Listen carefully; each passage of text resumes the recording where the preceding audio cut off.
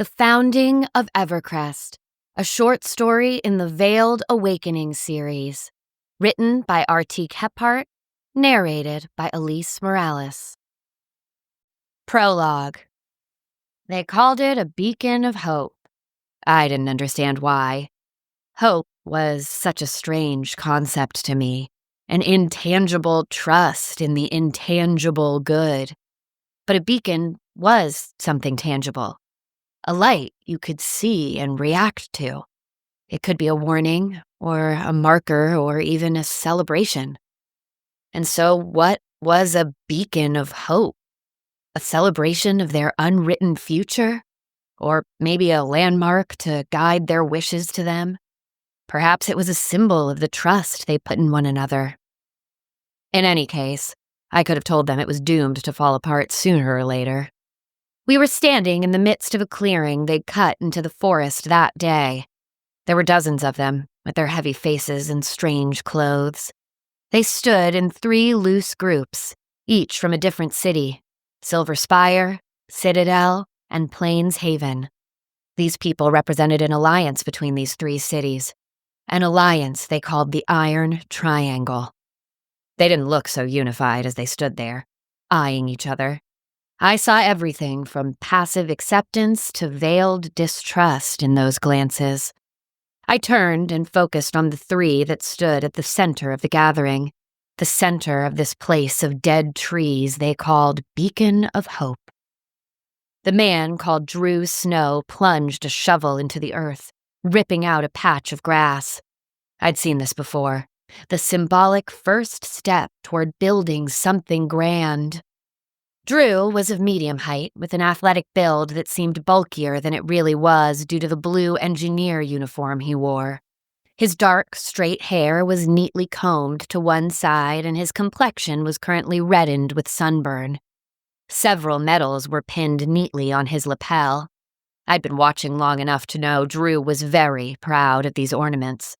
They were symbols of remembrance for the work he'd done for his city, Silver Spire. With the breaking of this ground, we've stepped forward to make this place a vibrant new settlement, the woman named Rhonda Lewis said to the crowd. We've all been struck in our cities, facing shortages of food and resources. But now, the Iron Triangle has come together to work on an unprecedented mutual project, to move out of the cities and reclaim the space we need to flourish once more. Rhonda was a few inches shorter than Drew. The angular cut of her green jumpsuit mirrored that of many others from Plains Haven, though the uniforms weren't as strictly identical to each other as those from Silver Spire. Her black hair hung in twists down her back, and her skin had darkened over the weeks since they'd arrived here and worked in the sunlight. Other than the beads in her hair, she lacked ornamentation, but, unlike Drew, seemed not to need it for her confidence. Her husband, Tyrek, was the leader of the people from the 3rd city, Citadel. He wore a red shirt paired with black pants that had a yellow stripe down the side, currently hidden beneath the wide-brimmed hat in a khaki color. I narrowed my eyes at him. There was something about him I didn't quite like, though I couldn't say why. Maybe it was the strange amber spark in his brown eyes. The 3 took turns using the shovel to break the ground. I wandered among the crowd as I watched. Several from Citadel wore the same red and black that Tyrek had on, though he was the only one with the unusual hat. The others were dressed in long sleeves, as it was still a chilly time of year. Their colors were varied but muted, dull and lifeless like the trees they'd felled. Those from Silver Spire seemed to be dressed in factions. Some wore uniforms like Drew, but others wore blue coats and gray pants, while others wore yellow and muddy orange. Some kind of class or profession distinction, I guessed. Plains Haven showed the most variety in terms of shape and color, but also in quality. A few wore clothes that looked cozy and soft, others in threadbare coats that left them shivering in the slight breeze. Once the ceremony of the shovel was complete, the 3 leaders moved to a wooden crate sitting nearby. Rhonda smiled broadly, as though she was too excited to mute her feelings for the sake of propriety. I watched her with renewed interest as she put her hand on the case. As you all know, we have decided to name our new settlement Evercrest, after the eagles unique to the territories controlled by the Iron Triangle. As such, we believed it was fitting to use this groundbreaking to release 3 rehabilitated Evercrest eagles, she said, her fingers stroking the crate lovingly. A murmur swept through the crowd. I drifted closer to where Rhonda stood. I hadn't heard of an Evercrest eagle before. I leaned forward, trying to get a glimpse through the crate lid. Tyrek shared a wide smile with his wife as he stepped up to one of the crates. It seemed to me that for having 3 leaders of this new settlement, it was odd that 2 of them were married. Though he showed no signs of it, I wondered if Drew felt out of place between them. The 3 opened the crate together, distracting me from those thoughts. As I peered in, I had hoped for a new type of bird, one I hadn't seen before. I was mildly disappointed. These were just golden eagles with red mutations. Not that they weren't beautiful animals, the brown gold feathers of its ancestors had turned into a golden red, with a head that was more of a muted shade of gold. All 3 of these were male, evidenced by the vivid scarlet streak that ran down the middle of its back and dusted over its tail. If they puffed up their feathers, they'd look as though they'd turned blood red.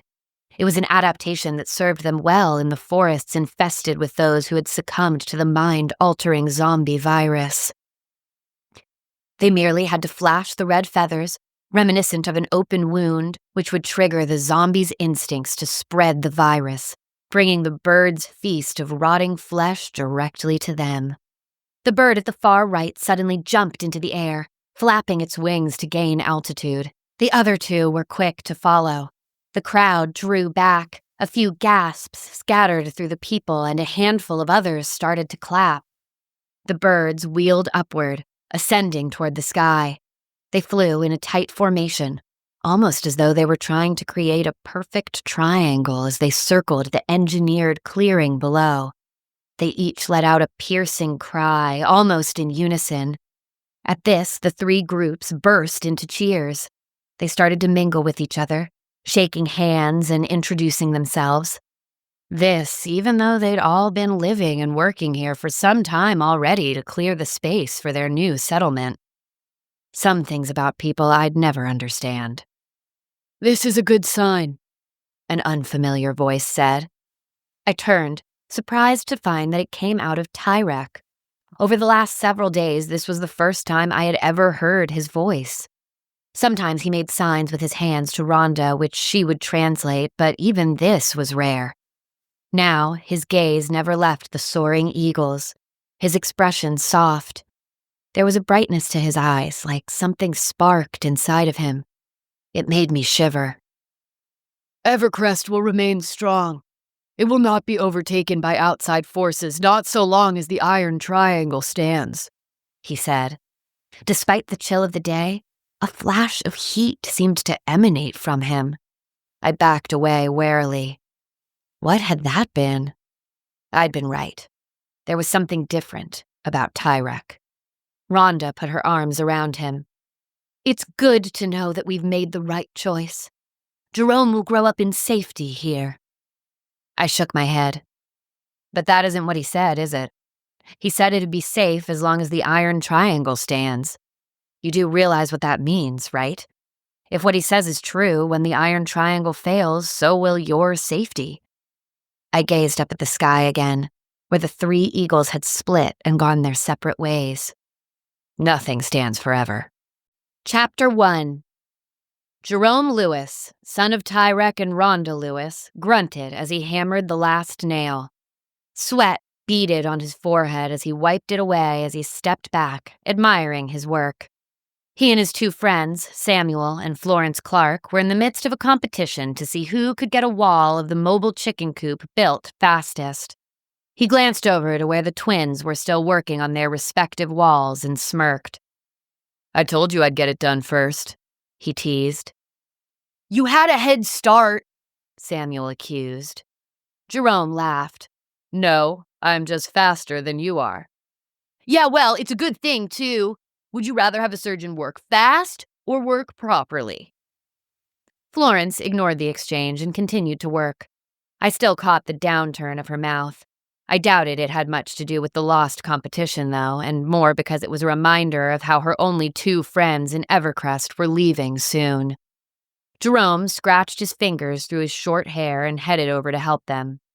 "Right, well, Flo's almost done, so I'll help you out," he said, kneeling beside Samuel. He groaned when he took a closer look at the job he'd done. "I hope you make a better surgeon than you do a carpenter." Like the other 2, Jerome was 16 this summer. He had large, dark eyes and wavy black curls. Many of the girls in Evercrest watched him closely when he was nearby, and I'd witnessed several of them playing Will He Marry Me? I supposed that he was what city folk considered handsome.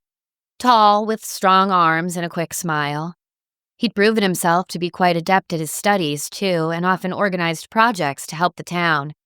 He was confident and bold, but seemed not to have inherited his father's strange gift. "If you don't like it, you can do it yourself," Samuel said, actually offended this time. I shook my head. "It's not an insult, Samuel. This just isn't your strength." "It sucks, Sam," Florence told him shortly. "Look at these holes. The point is to keep out the rats, not let them in." Samuel grunted and joined Jerome in undoing the work he'd done. The thing was, Samuel wasn't a bad carpenter. He just got caught up in the details instead of focusing on the bigger picture. He had produced some very good work.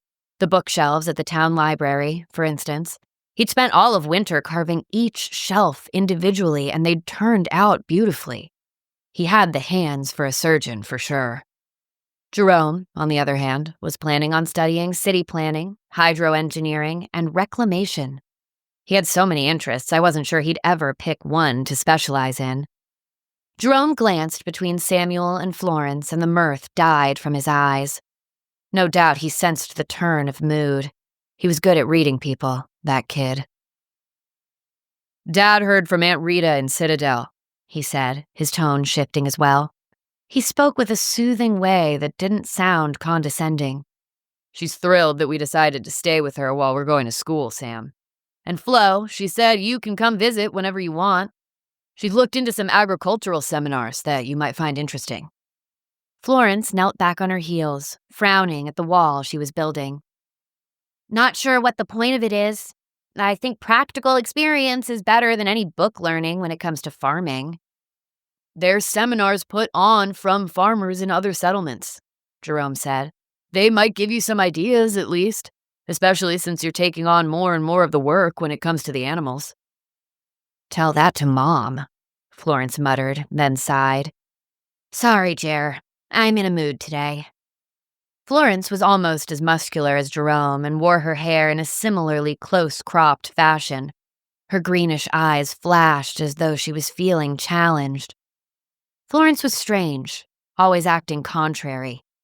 It was as though she had decided that since she didn't feel like she quite fit in the town, she was going to make sure that everybody else thought the same.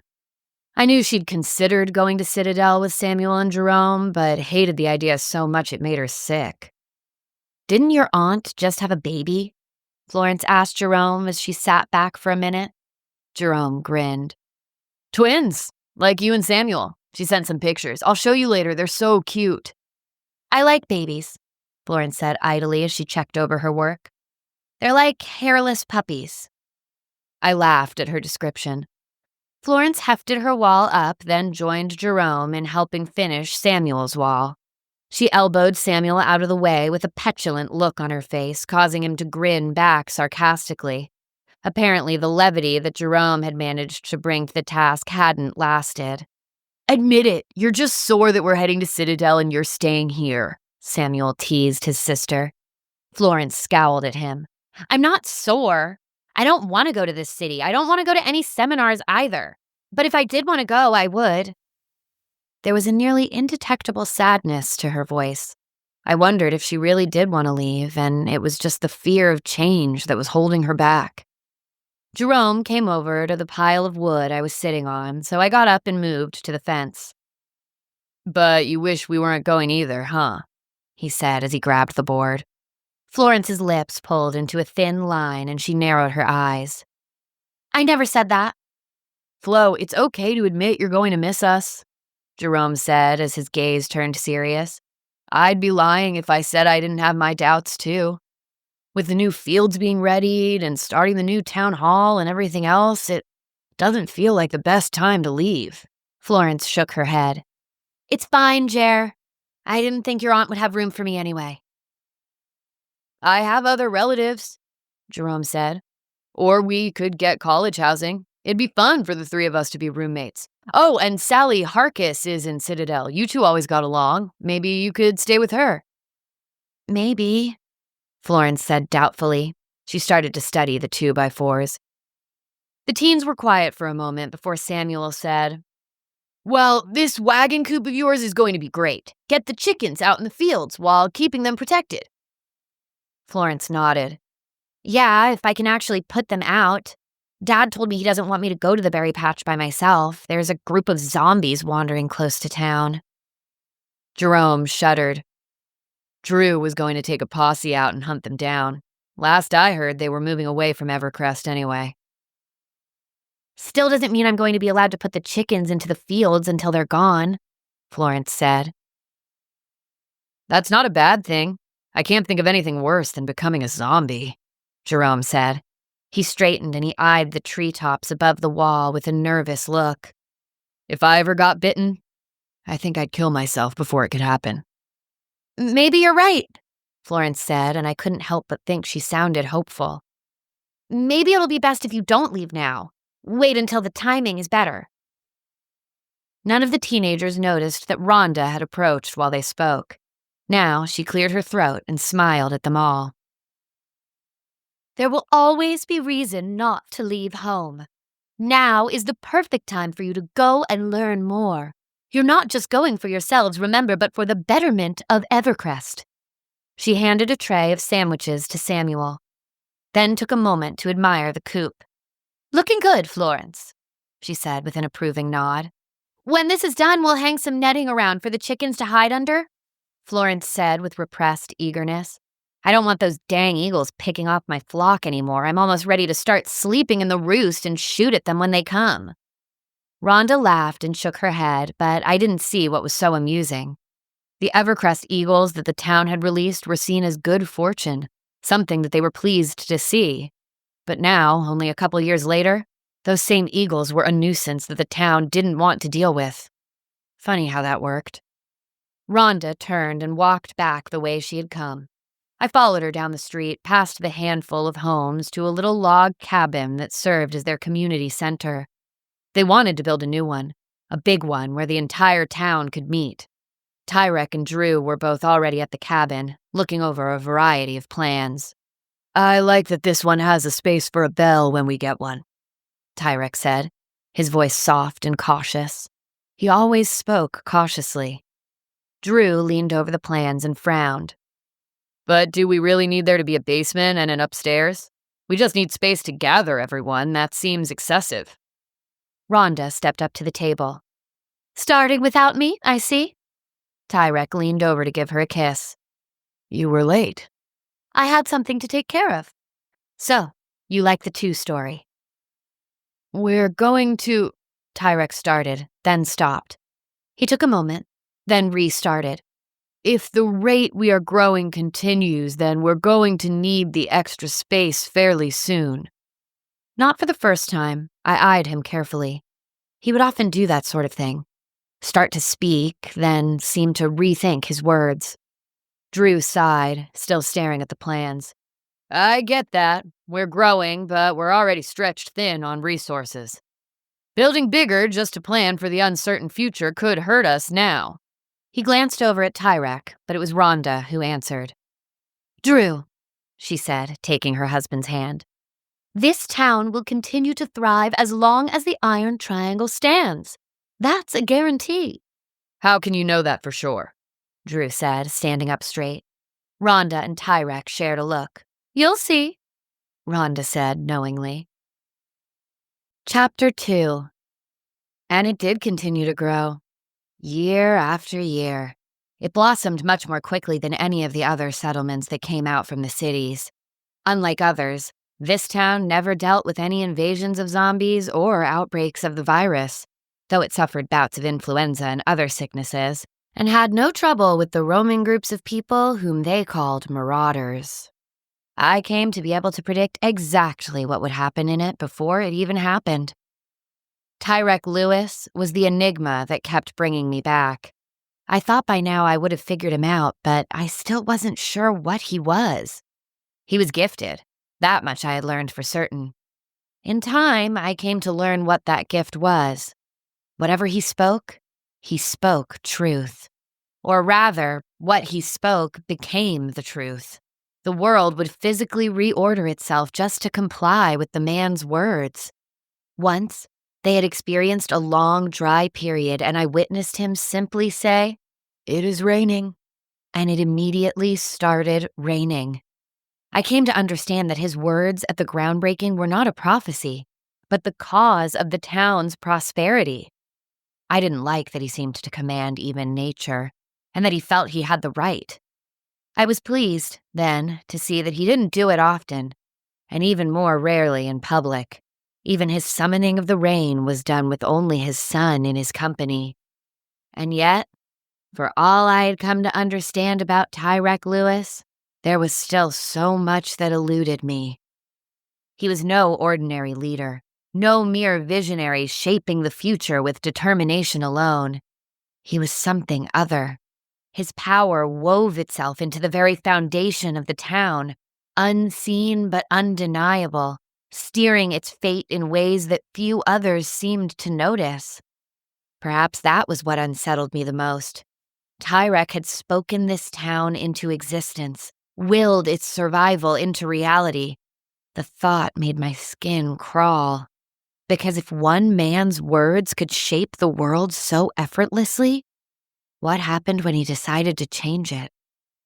Evercrest was being decorated for its 6th anniversary. Ribbons and banners were hung between the houses, which now numbered in the dozens. Celebrations were always fun. It's one of my favorite things, to witness the different ways different people celebrate. In Silver Spire, they had parades with their military and everyone else lined up on the street in solemn appreciation. In Citadel, they would also have parades, but throw flowers, beads, and candies into the cheering crowd. Plains Haven celebrations were always small and subdued, more about speeches than anything else. I was very curious to see how the 3 cultures would come together this evening. All of Evercrest gathered in the large central square in the front of the new town building. It had seen a few delays, but now it stood proudly, though unfinished, among the homes of Evercrest. Its stone walls and timber roof were basically complete, and the interior was well underway. Several huge bonfires had been lit around the square, and some people had struck up playing some music. Tables were laden with food in the center of the space. There was roast chicken, rabbit stew, and different flavors of pie, both sweet and savory. Bowls of punch and fresh salads were spaced out every few feet.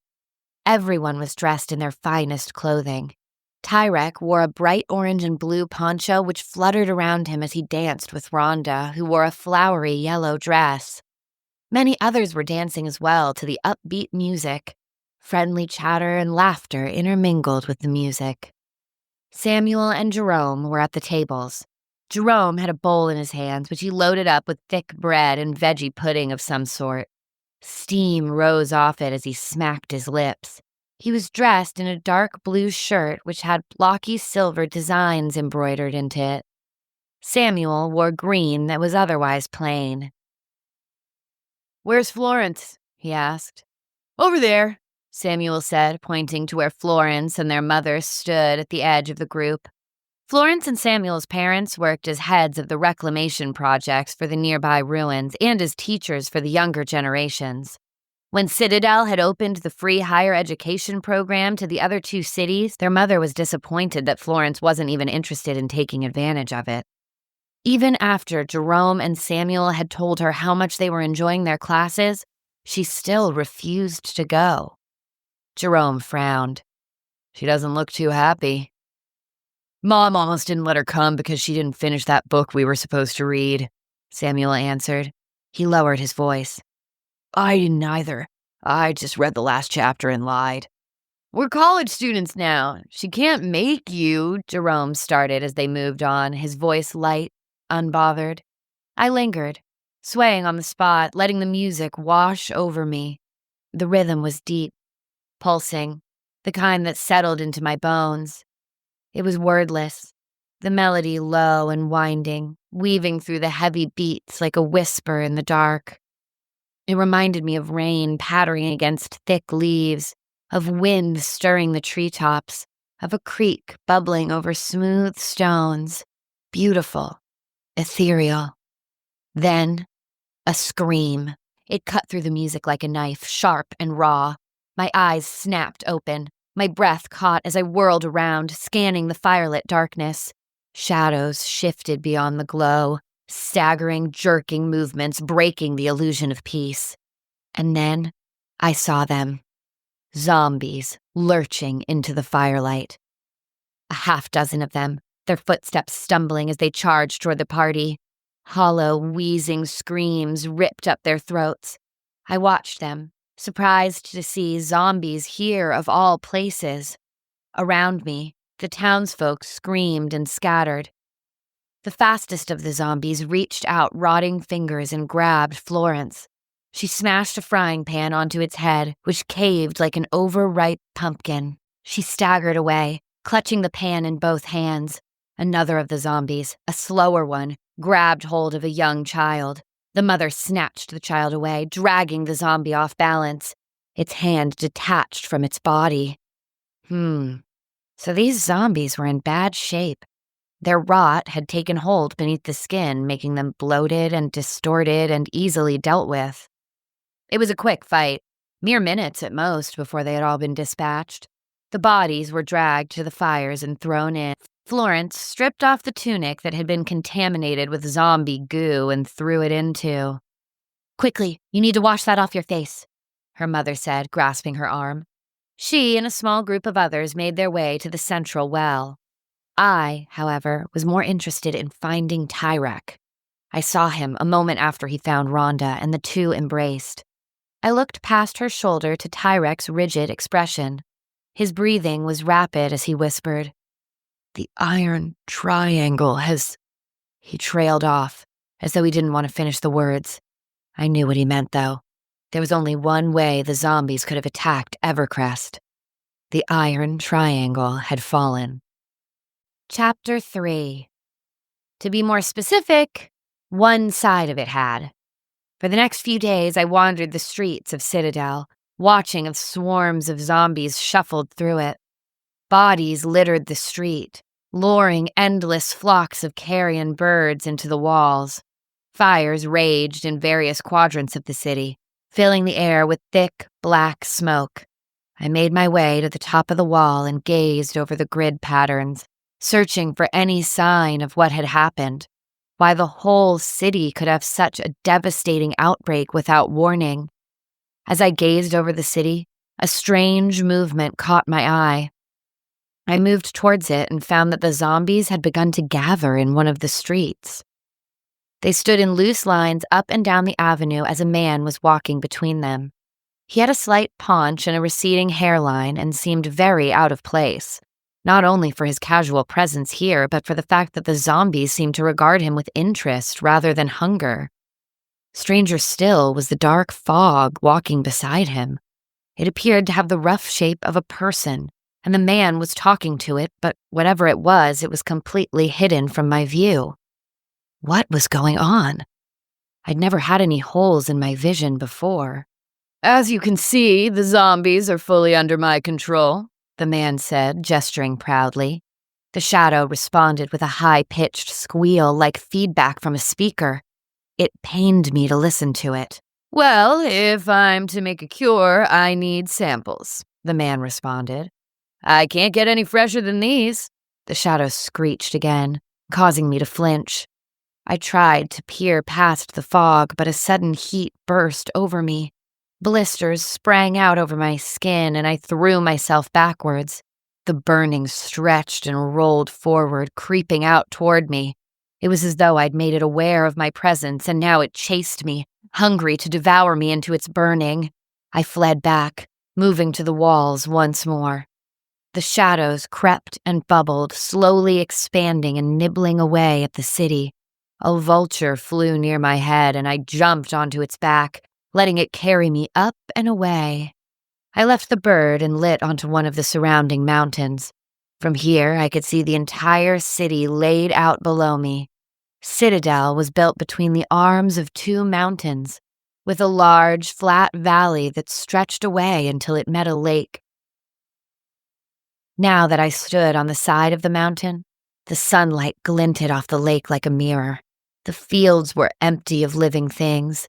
Even the crops had burned to their stubble, leaving behind only the occasional ember. The creeping shadow was growing in the city. The darkness settled down over the buildings like a blanket that muffled all. It wasn't natural. It wasn't real. And yet, here it was. What was going on? Perhaps the other cities had some idea of what had happened. I turned my gaze to Plains Haven, searching through the ostentatious central buildings until I found their council members, locked in worried debate. There wasn't anyone there that I remembered. Apparently, they'd elected a new council since the last time I visited. I needed to keep a better eye on things. "We can't risk the horde spreading," a willowy man with thin lips said as he leaned on a long table. "None of us wants to do this, but by this time anyone who could survive has already fled." "We can't just destroy the city," a short, sweating man next to him said. Two gray-haired women stood opposite the men, and they glanced at each other with sad eyes. The short man leaned forward, his gaze darting between the two women. "This outbreak overtook too quickly. How are we meant to defend ourselves from the same thing if we can't find out what happened?" The taller man passed a hand over his eyes. "The bigger threat is the sheer number of zombies that have been created." "I agree with Jonathan," the shorter, rounder of the two said. "We can't allow the disease to spread, even if it means we'll be destroying any chance of finding out what happened. A horde that large could destroy even more cities. Silver Spire has the right idea. We need to bomb Citadel and destroy the zombies before they can spread." The taller woman sighed heavily. "It is a grave choice to make, but I must cast my voice to Silver Spire's plan as well. We can send ground troops to find anyone who managed to flee, but we can't risk another outbreak." "But if they bombed the city, they would destroy all evidence of what happened there," I frowned. "Would that destroy the darkness, too?"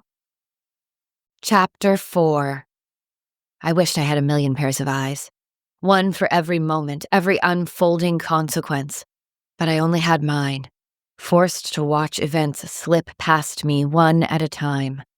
I saw the tense meetings between Plains Haven and Silver Spire, their alliance tested over the desperate plan to send what few planes they had to drop bombs over Citadel's shrouded skyline.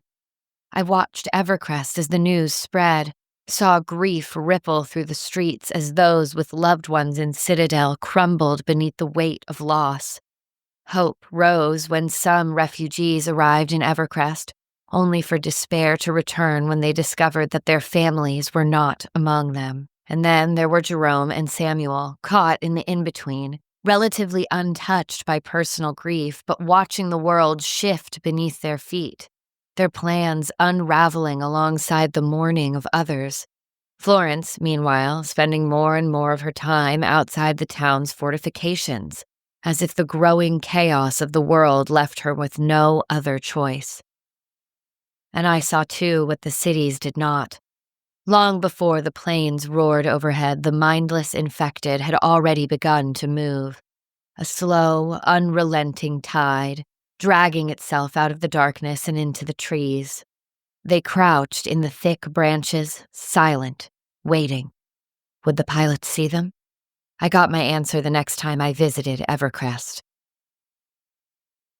"They're not changing direction," Rhonda said, her arms wrapped around Tyrek. The 3-point council of Evercrest was gathered.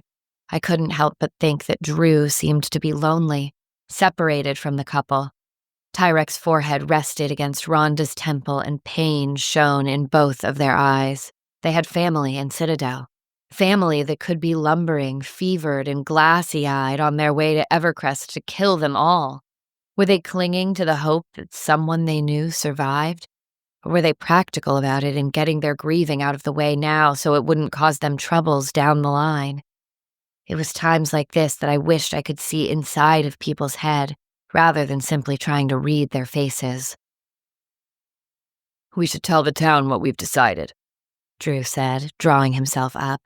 His eyes were hard. Good. He wasn't letting the grief paralyze him. Rhonda pulled away from Tyrek. They shared a look that spoke a multitude of words. I wondered if Tyrek had tried to manifest the survival of any of their loved ones, or if he realized that it was too late for his voice to do any good. Could he even try to repair so much damage? I didn't know. The three left the little log cabin and rang a triangle for the town to gather. People were slow to move. Dull faces gathered. Puffy eyes, red eyes, angry eyes. I heard once that eyes were the window to the soul. Sometimes I wondered if that was true, if souls were real. If they were, where did they go when the eyes went glassy and glazed with death? "We have decided to lock down the town," Drew said. "The gates will be sealed and nobody will be allowed in or out." He looked over the gathered faces. "We have enough supplies to last us for weeks. If we show no sign of life, the zombies will have no reason to linger in the area." "So long as we stay here, we will be safe," Tyrek added. My shoulders relaxed. Good. That took care of it. Marcus Van Dyke, the biggest and the tallest of the men in Evercrest, shouted over their heads. "You want us to stay here to be zombie fodder?" Drew lifted his hands. "Marcus, that's not what we're saying. We've been advised by Plainshaven and Silver Spire both that our best shot is to fortify the town and hold tight. The zombies will be 2 weeks old by the time they reach us. It won't be much longer after that before they die naturally. We just have to wait it out. We have enough food and water." "And what if they get in?" a woman demanded. She shook her head. "I'm not keeping my children here to be overrun by zombies. They broke into Citadel. How can we think our walls will keep them out?" "We don't know how the outbreak started," Rhonda said, but the square had developed into pandemonium. Idiots. How could they have lived for so long with Tyrek and not realize the protection his words had given them? I shook my head. I caught sight of Jerome, Samuel, and Florence sneaking away from the crowd. Florence had been kept in isolation for a few days after the first zombie attack, but showed no signs of catching the virus. 2 others had, however, and there was always a chance that someone had been infected and was currently hiding it. The teens went, as they usually do, to the rabbit barn. There, each of them sat in hay piles and a handful of breeding does hopped over. While the other rabbits were wary, these ones happily sniffed for a treat. "What are we going to do now?" Samuel asked as he pet the long, soft ears of the rabbit. "I don't know about you, but I'm going to run away. Hide in the mountains," Florence said, her jaw tense. "I'm not staying here." Jerome frowned. "How is hiding in the mountains safer than being here?" "Because zombies won't look for me in the mountains." "They have just as much chance of stumbling onto you out there as in here," Jerome said. "More, since you'd have to move around to find food and water, not to mention the wild animals and marauders." Florence shook her head. "There aren't any marauders around here." "They might be coming to keep ahead of the zombies," Samuel pointed out. Florence picked up a rabbit and hugged it to her chest. "I just don't like being trapped. At least in the mountains, there's a place to run." "We're going to be okay," Jerome said, but his dark eyes were drawn together in worry. He tried to smile, but it got lost. "Dad said we're going to be okay, so we are." Florence shook her head, her voice almost breaking. "This shouldn't be happening. It just shouldn't." Chapter 5. It started raining that night. In the end, Marcus and the others who wanted to flee Evercrest had the right to leave. After they left, Drew, Rhonda, and Tyrek barred the gates. The zombies were making their way closer. They could start appearing in the fields at any moment. The tension was thick in the air. All the same, when Marcus returned, the council opened the gates back up to let him in. They had lost 3 persons and much of their supplies in an attempt to cross a swollen river. They were all immediately put into quarantine.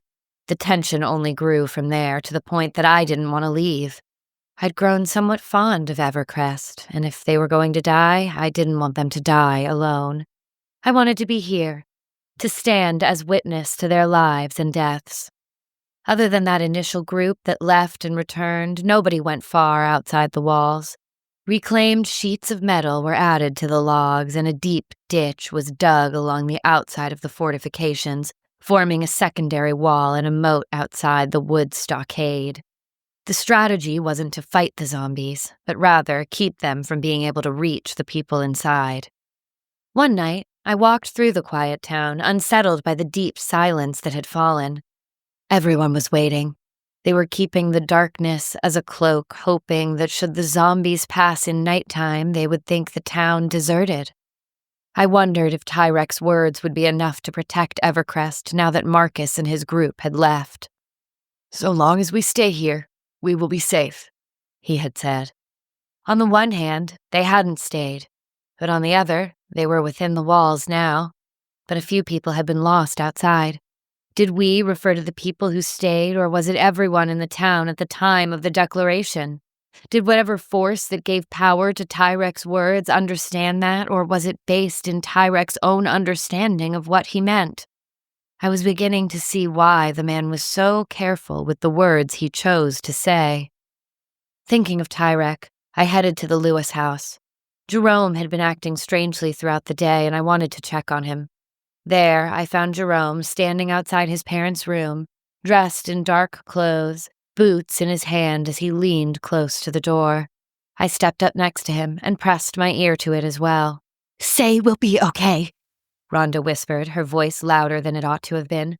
"Tell me that the town is going to be safe." "I'm looking for the right words," Tyrek whispered back. "I don't want to protect the town and not the people. I just need the right words." Jerome leaned back on his heels. He lifted his hands as though he was going to knock, but dropped it again and crept to the door. He opened and closed it silently and put his boots on once he was outside. What was he doing? I followed after him as he went to the rabbit barn. Florence and Samuel both waited for him. The rabbits were huddled in a corner, not moving. They, like the forest itself, was restless in their stillness. "There you are." Florence bounced on her toes. "I thought you'd changed your mind, chickened out." "I still don't think it's a good idea," Jerome said. In the darkness, they couldn't see his worried frown, but I could. "We should stay within the walls. It's safer, and we have lots of food." Florence shook her head. "We ran out of berries days ago. I'm going crazy with nothing to do but wait. But if you want to stay behind, go ahead. Samuel and I will get the berries and be back before you know it." "No," Jerome said quickly. I heard the reluctant guilt in his voice. He wanted to get out of Evercrest almost as much as Florence did. He should know better. It was his father who had protected the town, after all. But it seemed that Tyrek himself didn't believe that his first proclamation would hold, if he was still looking for new words to say. "It's a mistake," I warned.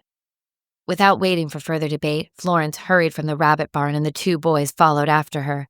They scaled the walls, then jumped to the earthen mound beyond. If they'd found a weakness in the fortifications so easily, it should have warned the elders. There was only so much that foolishness of youth could forgive, and they were being very, very foolish. "Go back," I urged them as I followed. "Tell your parents how easy it was to get out. Do you think it will be so difficult for zombies to get in the same way you did?" The trio rushed into the forest. All 3 let out bursts of giggles like children sneaking cookies from the cookie jar. At once, I realized they didn't understand the situation. They were so young when they were brought here, none of them had ever seen a zombie, only heard stories. That was clearly enough to frighten them. But that didn't mean it felt real. The worst danger any of them faced was a bear or a mountain lion that came close to the village every so often and were easily scared away once they saw 2 legs. Tyrek used his words to protect you from zombies, I told them as they followed along a twisting path. He didn't mean to shelter you into stupidity. They made their way to the familiar berry patch, where they instantly started to pick and eat as many berries as they could. They knew they couldn't bring any back with them, lest they be found out. I saw the excitement rise among the group as the fresh fruit burst onto their tongues. Soon, they were laughing and talking as though this was a normal night out. But it wasn't, and when the marauders found them, the 3 kids didn't even know they were there until they were bound hand and foot with gags in their mouths. The Unbroken, as they called themselves, were an interesting people. They were far more dynamic, moving about from place to place, living close to the land and far from the cities. They were often Darwinist, fatalistic people with a paradoxical, close-knit loyalty to the clan. If I took my eyes off them too long, I might never find them again. A handful of people wearing clothes spun from the forest stood around the teenagers. They were armed with iron-tipped spears, swords, axes, and other weapons they had shaped from the forests and ruins. "They're bound," one of them rasped. He swung his sword from his back. "They'll draw the disease to us if we don't end them." He stepped forward, his sword pointed at Jerome's throat. Florence kicked out, her foot nearly hitting the Unbroken man. He jumped aside, laughing as he turned the sword on her. A woman darted forward and grabbed the man's wrist. "Don't, Osprey. They are young enough to be trained. Our numbers have dwindled. We need replacements," she said, positioning herself in front of the teens. "With the diseased on our tails, we can't kill for the sake of killing. Give them the chance to break the chains of the city. They could prove helpful for the family." Osprey hesitated, then put his sword back into the sheath on his back. "Very well, Skylark. We will run them through trials. But if they can't break their chains, we will kill them rather than leaving more for the virus to spread. The last thing we need is more zombies." I turned toward the kids. Relief showed visibly on their faces, but I was uneasy. I had a feeling these trails might be harder to bear than they expected. The woman, Skylark, barked out a few orders. The teens were dragged to their feet and marched through the forest. The Unbroken kept their torches lit, so they weren't worried about coming across any zombies or other city folk just yet. They finally stopped and set up camp in the mouth of a shallow cave, several feet up a steep bank. A good, defensible position. They went in and hung a cloth over the opening of the cave before they turned on battery-powered lanterns and put out their torches. "Skylark, you will watch them," Osprey said, gesturing toward the bound prisoners. Her mouth twisted into an unhappy slash, but she nodded at once. The Unbroken settled down, most of them retreating to their bedrolls, where they lay down with their weapons in easy reach. 2 others sat with Skylark, watching over their captives. Florence fidgeted, trying to work her hands free, while Samuel stared hard at the lanterns. No doubt he was surprised that the Unbroken used something so advanced. Jerome pulled himself into a position that was as comfortable as he could be and closed his eyes. Smart. They wouldn't be able to free themselves. It was smartest to conserve energy for the time being. As the breathing in the cave grew quiet, one of Skylark's companions leaned in closer to her. "Osprey seems to have gotten a taste for blood. He's too quick to kill. He never should have changed his name," Skylark answered. "He thinks he has to prove himself worthy of a predator. This bodes ill for the family." The other one gave her a hard look. "Does that mean you wish to stop him?" Skylark snorted. "I'm not going to challenge him, if that's what you're pointing at. No, I'm no leader. He was reasonable tonight. He will be reasonable in the morning. I'm certain of it." I didn't know these Unbroken. She might be being foolish in her optimism. I hoped not, for the sake of the children. Death was part of life, but I was still hoping that these 3 would prove to have life left in them. It seemed a shame if they would come so far only to end through their own folly. Chapter 6. I stayed at the camp through the night, making myself comfortable as best I could. When the first lights of dawn started to turn the velvet sky gray, Osprey took a handful of others with him and left the cave. I considered following them, but stayed with the teens instead. They were all alert now, and I didn't want to miss anything they might do that would change their fate. Jerome and Samuel had both remained still, but Florence had nearly freed herself from the bindings. Skylark had been eyeing her attempts to loosen the cords, but it was only when Florence nearly got a hand free that she stirred. She bent over the girl and with a few quick yanks tightened the rope again. Florence let out a screech that was muffled by the gag and kicked her feet out, writhing. She ended up face down on the floor, knocking Samuel over. Jerome pressed his knee to her arm in comfort and she jerked away from it. "You'll want to save your strength," Skylark told her with a wry smile. "This isn't what you think, child. Your fate is in your own hands if you're strong enough to hold it." Jerome straightened and made a muffled noise that sounded like he was trying to ask, "What do you mean?" If Skylark understood, she ignored the question. Instead, she returned to her sitting position and worked on whittling arrows as she'd been doing all night. Her hand was sure, her eyes barely on the work as she crafted. She was steady enough to have been a surgeon in another life. Perhaps she was the one that cut out the bullets and tusks and sewed up the gaping wounds for her family. Or perhaps not. There wasn't much indication one way or the other. I studied her profile, but there was nothing in the sharp, dignified lines of her face that revealed any of her secrets. Would she show more if it weren't for the 3 pairs of curious, frightened eyes watching her? It was several hours before Osprey returned. By this time, no doubt, Evercrest knew that they were missing. Would the council risk more of their people to save 3 foolish children? I thought so, even though it put Evercrest at even higher risk. Silly sentiment, but I had to admit, I hoped that they would be able to save the children and themselves. Osprey ducked into the cave and jerked his chin arrogantly at Skylark. "The trials are prepared. Bring them." Skylark drew a knife and pointed it at Samuel. "I'm going to free your feet. If even one of you try to attack me or run, I will personally slit all 3 of your throats. Understood?" Even Florence nodded, her eyes wide. Her gaze never left Skylark's face. Samuel's head turned this way and that, though he kept himself otherwise still. It wasn't mere survival instinct. It was curiosity. He wanted to understand the Unbroken. I found that interesting. Osprey chuckled as though Skylark's threat was amusing. She cut the ropes from around their feet and helped them stand.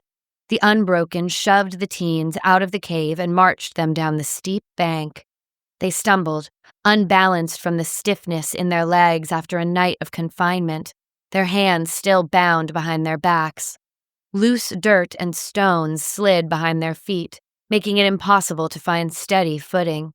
More than once, all 3 of them almost fell, but the Unbroken had no patience for weakness. A rough hand shoved them forward, forcing them to keep moving, and Skylark, silent now, walked just behind them, her expression unreadable. After I got a sense of where they were being taken, I returned to Evercrest. It had been hours now since the 3 had left their home, and with the sun firmly in the sky, I went to Lewis's home. Neither Rhonda nor Tyrek were there, so I stopped by the Clark house. It, too, was empty. I found both sides of parents in the rabbit barns. Rhonda's expression was twisted with worry. "Where could they have gone? They wouldn't have just left," she said, wringing her hands. "Wouldn't they?" I asked darkly. "We've looked everywhere. They aren't in town," Everett Clark answered. "I told you Florence was getting reckless. I said she needed something to do, that we couldn't just keep ignoring it." His wife narrowed her eyes at him. "And I told you that if we would just discipline the girl, she wouldn't be so crazy." I bristled slightly at that. She wasn't crazy, just the sort of person who wouldn't ever truly fit into a box. I shook my head, sighing. Arguing like this isn't going to help. If you don't widen your search, you'll never find out what really happened. "I'm going to look for them at the berry patch," Everett said. "Florence said—" "Wait," Rhonda interrupted. She watched Tyrek's face, a silent conversation moving between them. Tyrek took a deep breath and nodded. "I know where they are," he said, more to himself than anybody else. The Clarks looked taken aback. "Then why didn't you say anything?" they said in unison. But I saw the change that came to Tyrek's face. It went from unease to confusion. He hadn't known where they were, but as soon as he said it, he did. "Where are they?" Rhonda asked. "They're heading towards the old ruins," Tyrek replied. "But why?" He looked around and soon found a bucket of water. He peered into it and muttered, "The reflection shows them to me." I leaned forward, squinting hard. The water didn't change. "They've been captured by the marauders," he said after a moment.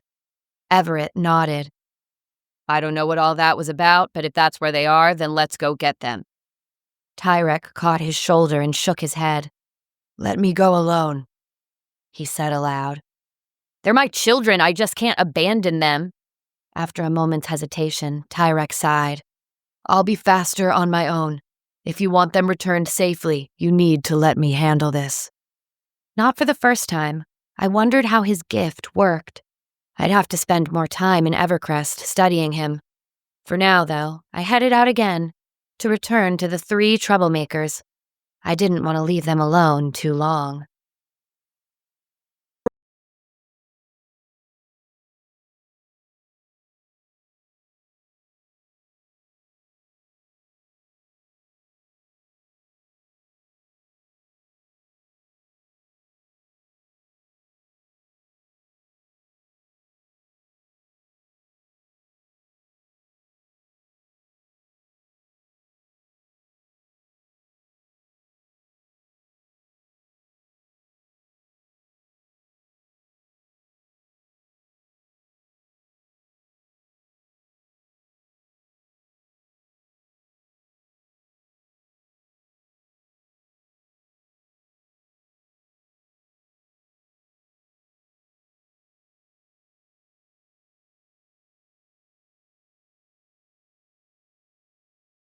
Chapter 7.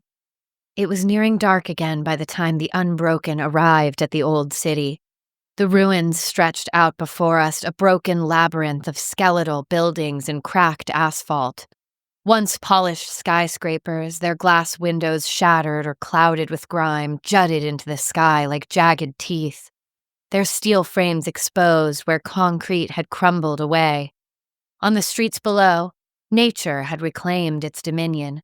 Trees sprouted from sidewalks and rooftops, their roots breaking through pavement or curling around half-buried, rusted cars. In some places, signs of the old world still lingered. Billboards, their once bright color faded to muted grays and brown, advertised long-forgotten brands. Here and there, a streetlight leaned precariously, while traffic signals lay useless and dead on the forest floor. Inside gutted storefronts, shelves sat warped and barren, but a few relics remained. A single dusty sneaker, a toppled soda can, a crumbling paperback book whose words had been blurred by moisture. "Why did you bring us here?" Jerome asked, turning toward Osprey.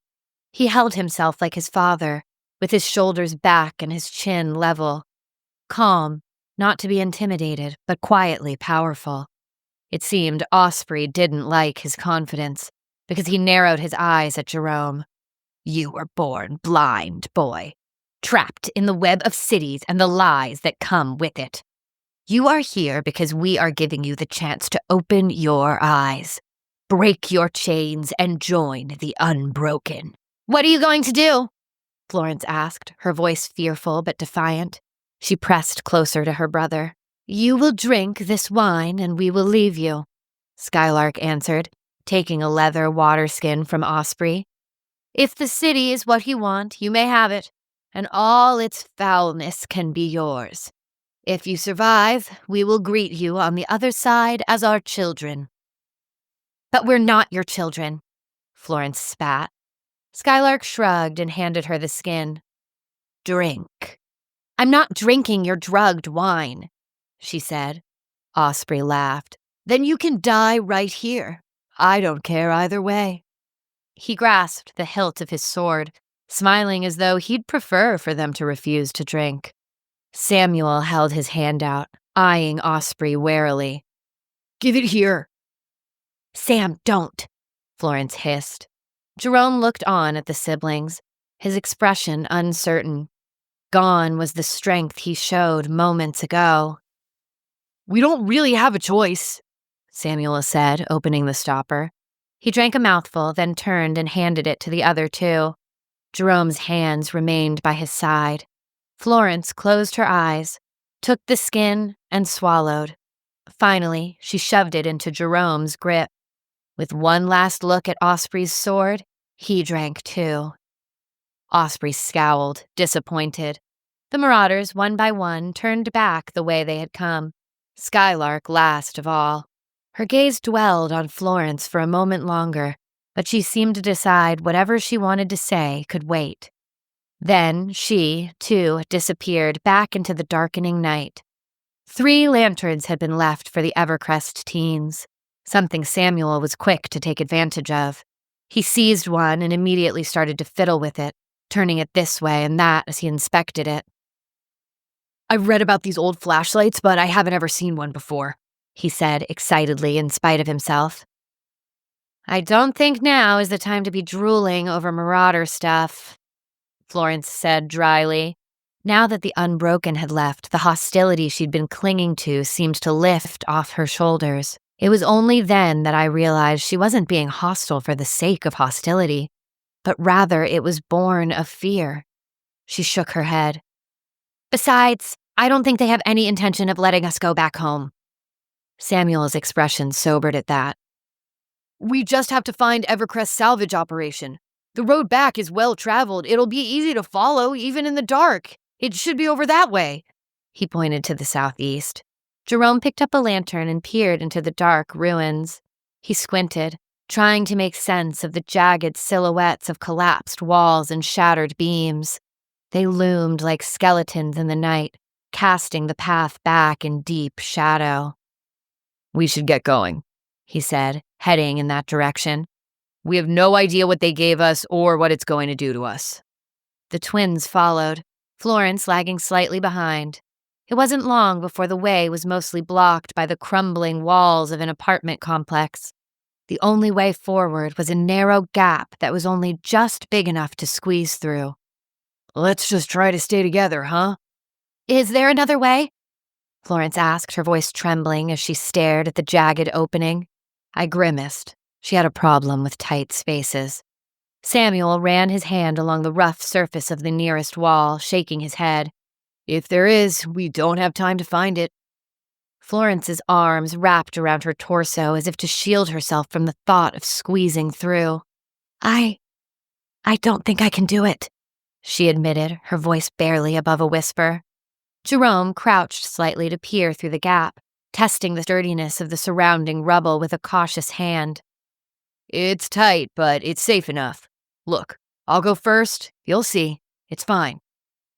Without waiting for her to protest, he slipped sideways into the crevice, his shoulders just brushing the walls as he edged through.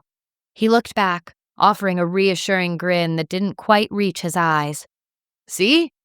Easy. Nothing to it. Florence didn't move, her breath shallow and quick. Samuel stepped closer, his voice calm but firm. Florence, I know it's not ideal, but we have to keep moving. You heard Jerome. It's not as bad as it looks. I'll go behind you, okay? I won't let anything happen. I could see Florence was steeling herself, so I went through the hole after Jerome. The passage was narrow, rounded and smooth from years of wildlife traffic. I sniffed the area. There was no scent of decay, which was a good sign. It meant they weren't crawling into a graveyard, at least. When I emerged into the space beyond, I blinked in surprise. We were no longer in the ruins. Rather, we were standing in a wide field, a park by the look of it. The city surrounding us was alive and bustling with cars and people. I lifted my face to the sky, filled with sunlight and fluffy clouds. It was strange, unsettling even. The air felt too crisp, too clean, as if the debris behind us had never existed. Jerome had walked a few steps ahead, but he stopped now, his posture rigid. His face was a mix of confusion and quiet awe, his eyes scanning the open sky like he couldn't quite believe what he was seeing. And that's when I saw it. His pupils were completely blown, so wide they took up nearly his entire eye. But if this was the effect of some hallucinogenic, why could I see it? What magic was at work here? And more importantly, whose magic? "What are they doing to you?" I asked, waving my hand in front of his face. I might be able to see what he was seeing, but he still couldn't see me, which was for the best. If he looked at me, could talk to me, he'd be more real. And it would be more disappointing if after all this he died. Probing out with my mind, I got a sense that the other two were experiencing visions as well. Images swam in front of my eyes. Sometimes the buildings were tall and close. Sometimes they were drenched in rain. The conflicting images and sensations quickly gave me a headache, and I had to block them out. Jerome turned in a circle, taking in the scene. His shoulders slumped forward, and a shaky sigh whistled from his lungs, only for him to tense again as every soul in sight stopped dead in their tracks and slowly turned towards us. One by one, each person stretched a trembling hand toward Jerome, their eyes wide with something between desperation and recognition. But the moment they took their first step forward, they crumbled, bodies folding in on themselves like brittle paper, before shattering against the ground in a spray of dust and broken fragments. Silence fell over the city, a deafening silence so complete it sent chills up my spine. A thick, black vapor surrounded us, obscuring the city from view. Whether it was the same darkness I had seen at Citadel or something different, I didn't know, but I remained withdrawn from it nonetheless. Then, a new, sudden breeze brought with it the telltale, rattling wheeze. We both turned to find a zombie staggering towards him. Rotten flesh dripped off his face and bright red pustules covered his form. But behind the decay, he was still recognizable. It was Jerome himself. Chapter 8. With a howl that sounded less zombie and more wolf, the creature attacked. Jerome jumped back and brought his fists up to defend himself. The zombie champed at him, teeth clacking together. Jerome dodged again, then ducked and punched the zombie in the chest. He danced back, putting distance between them, and swiveled. He made a flying leap and landed some distance away, finding a large, broken branch. He held it like a baseball bat and charged the zombie. Swinging with a shout, the zombie swerved easily and reached out with grasping hands. Fingernails as long and thick as claws slashed at Jerome's face, and he dodged them, yelling again. He found his footing and braced himself, watching and waiting. The zombie slowed to a stop, peering at Jerome with two intelligent eyes. "This isn't a real zombie," I murmured. "It's all just part of the trial. Figure out what it is trying to teach you, and then you can defeat it."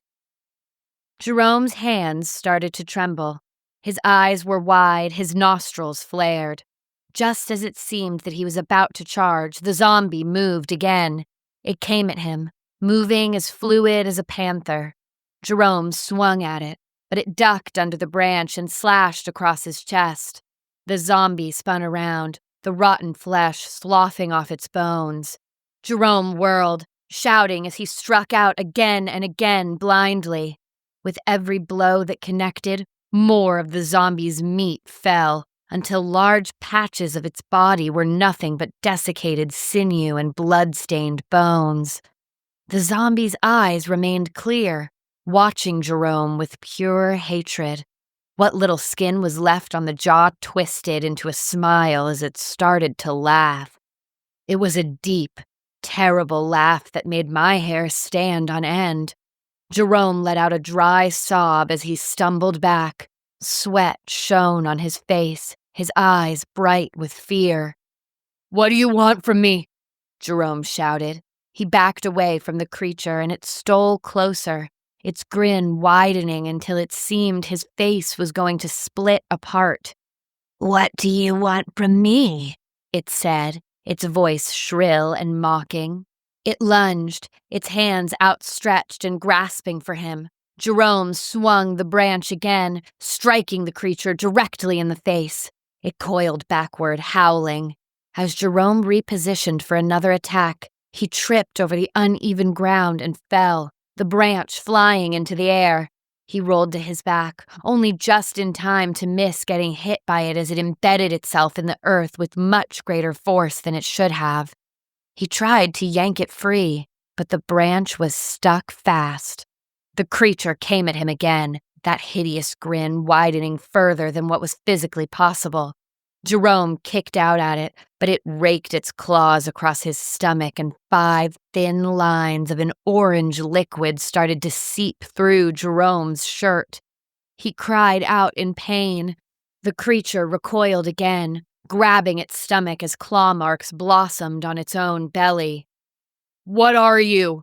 Jerome demanded, scrambling to his feet, his breath coming fast and uneven. "I am you," the zombie said, its voice hollow, layered, as if more than one mouth spoke at once.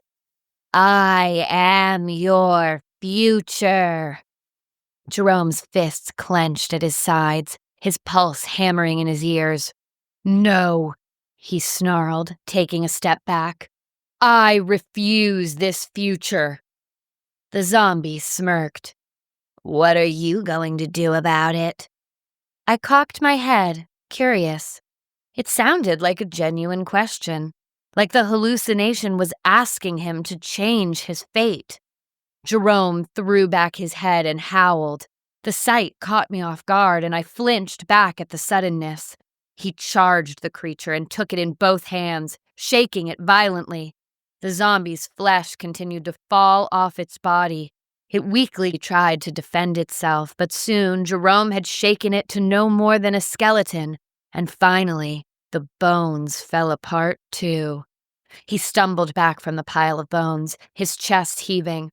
"I'm going to fight it, not with fear, but with knowledge. I will heal this world." As soon as he said the words, the dark mist melted away. We found ourselves once again in the city, whole and unbroken, but the landscape had shifted again. The buildings, once distinct, had become eerily uniform, their facades blending together in an endless repetition of windows and doors that all looked the same. They stood packed so tightly that not even narrow alleyways remained between them. The streets twisted unpredictably, turning at sharp angles every few hundred feet, splitting into multiple paths that led in different conflicting directions. Some roads narrowed into corridors barely wide enough for a single person, while others looped back on themselves. Shadows pooled at the intersections, deep and deceptive, making it impossible to tell which paths were dead ends and which ones stretched endlessly into the unknown. Jerome took a moment to catch his breath, then started down the street, but I scaled the nearest wall, snaking my way up the concrete structure. From there, I moved to a taller building, then an even taller one near the center of the city. From the top, I could gaze down and see a complicated maze laid out before me. I could watch Jerome as he made his way through the deserted streets. Some movement caught my eye, and I saw Samuel running through an intersection not far away. "He's a resourceful one," a voice spoke. I jumped and whirled around to see Osprey standing on the roof next to me, his eyes focused on the distant runner. For a moment, I thought he was speaking to me, but then Skylark answered from behind him, causing me to jump again. "He understood the nature of the illusion," Skylark said. There was something almost approving in her tone, though it carried the weight of withheld judgment. "Not many do that." Osprey tilted his head slightly, considering her words. "And the girl?" he asked. Skylark let out a slow breath before answering. She gave herself confinement as her challenge, she said at last. She faces well, but she does not break it. She stays within its walls, testing them, enduring them, but not tearing them down. Osprey's brow creased slightly. Do you think she'll make it to the maze? Skylark didn't answer immediately. The silence that stretched between them felt heavier than the empty sky. Then, finally, she spoke, her voice quieter. I don't know. For a long time, they said nothing more, only watching the figures below. Yesterday, I hadn't paid much attention to Osprey. Now I saw his eyes were a strange shade of green. They were too bright, the color of a sliced kiwi catching the light. They had an eerie sharpness to them, like they saw more than they should. Skylark's eyes were a dark brown with a tint that could almost be red. It was strange, the way the color shifted, as if her eyes held embers beneath the surface. I wondered that I hadn't noticed before. Maybe it was an effect of the shared illusions. Then, Skylark stiffened, her head snapping up. Her eyes turned distant, unfocused, not lost, but looking elsewhere, seeing something beyond my sight. She has arrived. I scanned the city. It took only a moment before I spotted Florence, sprinting full speed away from the city center, her movements frantic and desperate. Osprey's frown deepened. What is she doing? I'll find out, Skylark said, already stepping forward into the open air. She floated away, silent as mist. I turned my attention back to the boys below. I'd lost track of Jerome, but Samuel remained in sight, moving steadily toward a dead end. I frowned, leaning forward. Did he see it? I joined him just as he reached the end, stopping before the concrete wall. His shoulders lifted as he inhaled deeply, his breath sharp and deliberate. Okay, Samuel, think, he muttered under his breath. His voice was steady, but his fingers curled into fists at his side. This isn't real. It's just an illusion. That means... He hesitated. His eyes darted along the edges of the blockade. That means I should be able to do something. If it's not real, then what's stopping me from... He exhaled sharply, shaking his head. No. Don't second-guess it, he told himself. It's not real, that's all that matters. His jaw tightened. He squeezed his eyes shut, took a step forward, and walked straight through the wall. I smiled. Clever, I told him, joining him on the other side. That worked. A slow grin spread across his face, breathless with something between exhilaration and disbelief. Okay, that worked. Then, with renewed urgency, he pressed forward. I quickly followed after him. He walked straight towards the city center now, ignoring any obstacles placed before him. I looked up to see Osprey's reaction, but I couldn't see him anymore. Samuel tilted his head, listening as he made his way through the barriers of the maze without difficulty. He emerged into a dead end where Jerome crouched, his arms over his head as he panted heavily. Jerome's head snapped up and he sprang to his feet. Samuel put his fingers to his lips. Take my hand and close your eyes. It was all the instruction he gave, but Jerome followed without question. They both were breathing heavily now, their steps slow. I got the sudden funny feeling that we'd been in here much longer than what it seemed. I reached out, searching for Florence. Was she still in the city? A wave of heat blurred over my eyes, and I felt something soft and wet in my hands. A scream rose from my throat. No, Florence's throat. But it was suddenly gone. I stumbled, gasping. Then a breath of cool air drifted over my face. The coolness of the illusion.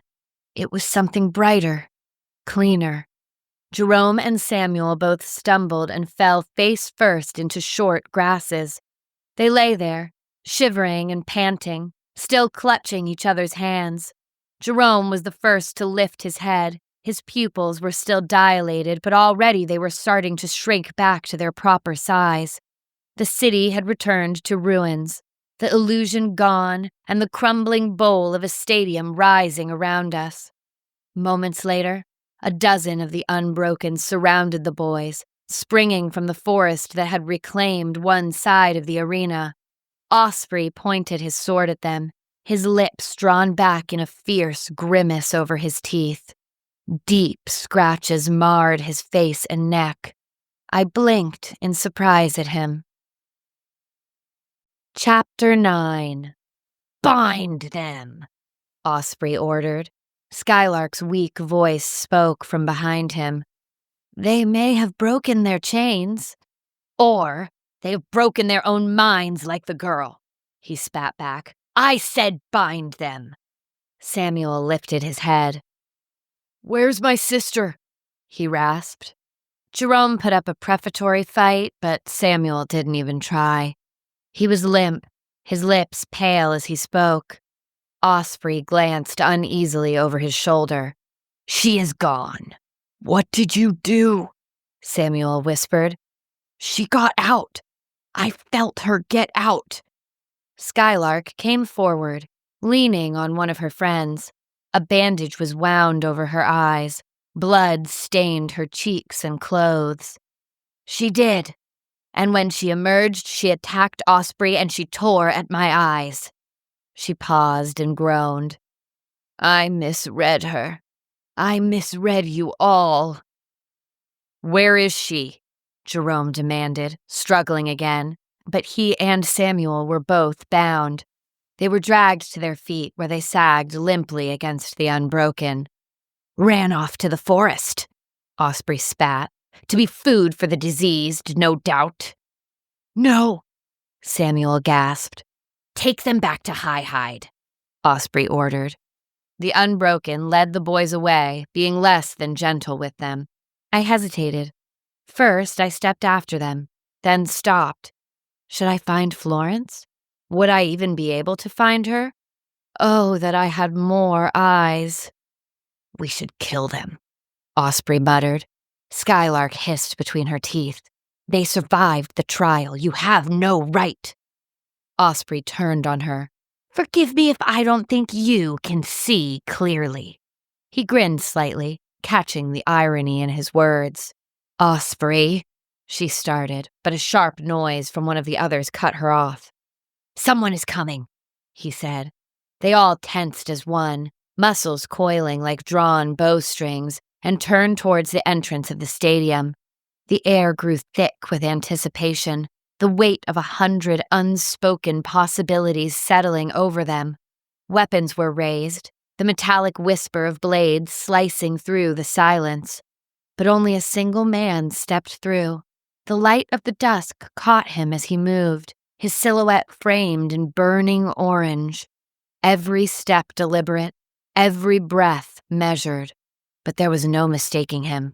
He was boiling with rage. It rolled off him in waves, a storm barely held back, coiling through his muscles and tightening his jaw.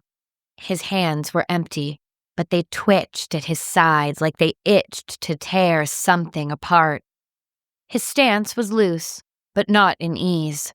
No, this was the looseness of a predator before the pounce, the kind of stillness that came before the world was set on fire. I snorted, masking the flicker of unease in my chest. Of course he had come unarmed.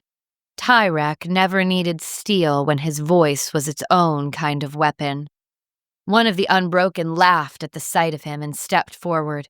He drew a long knife from his belt. You made a mistake, city man. I've been looking for a kill. Osprey opened his mouth, his eyes gleaming, no doubt to tell the other man that Tyrek was for him.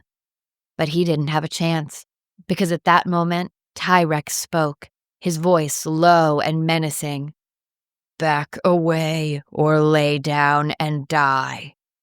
The marauder laughed and started forward again, His feet caught on a root poking from the ground, and he pitched forward, crying out.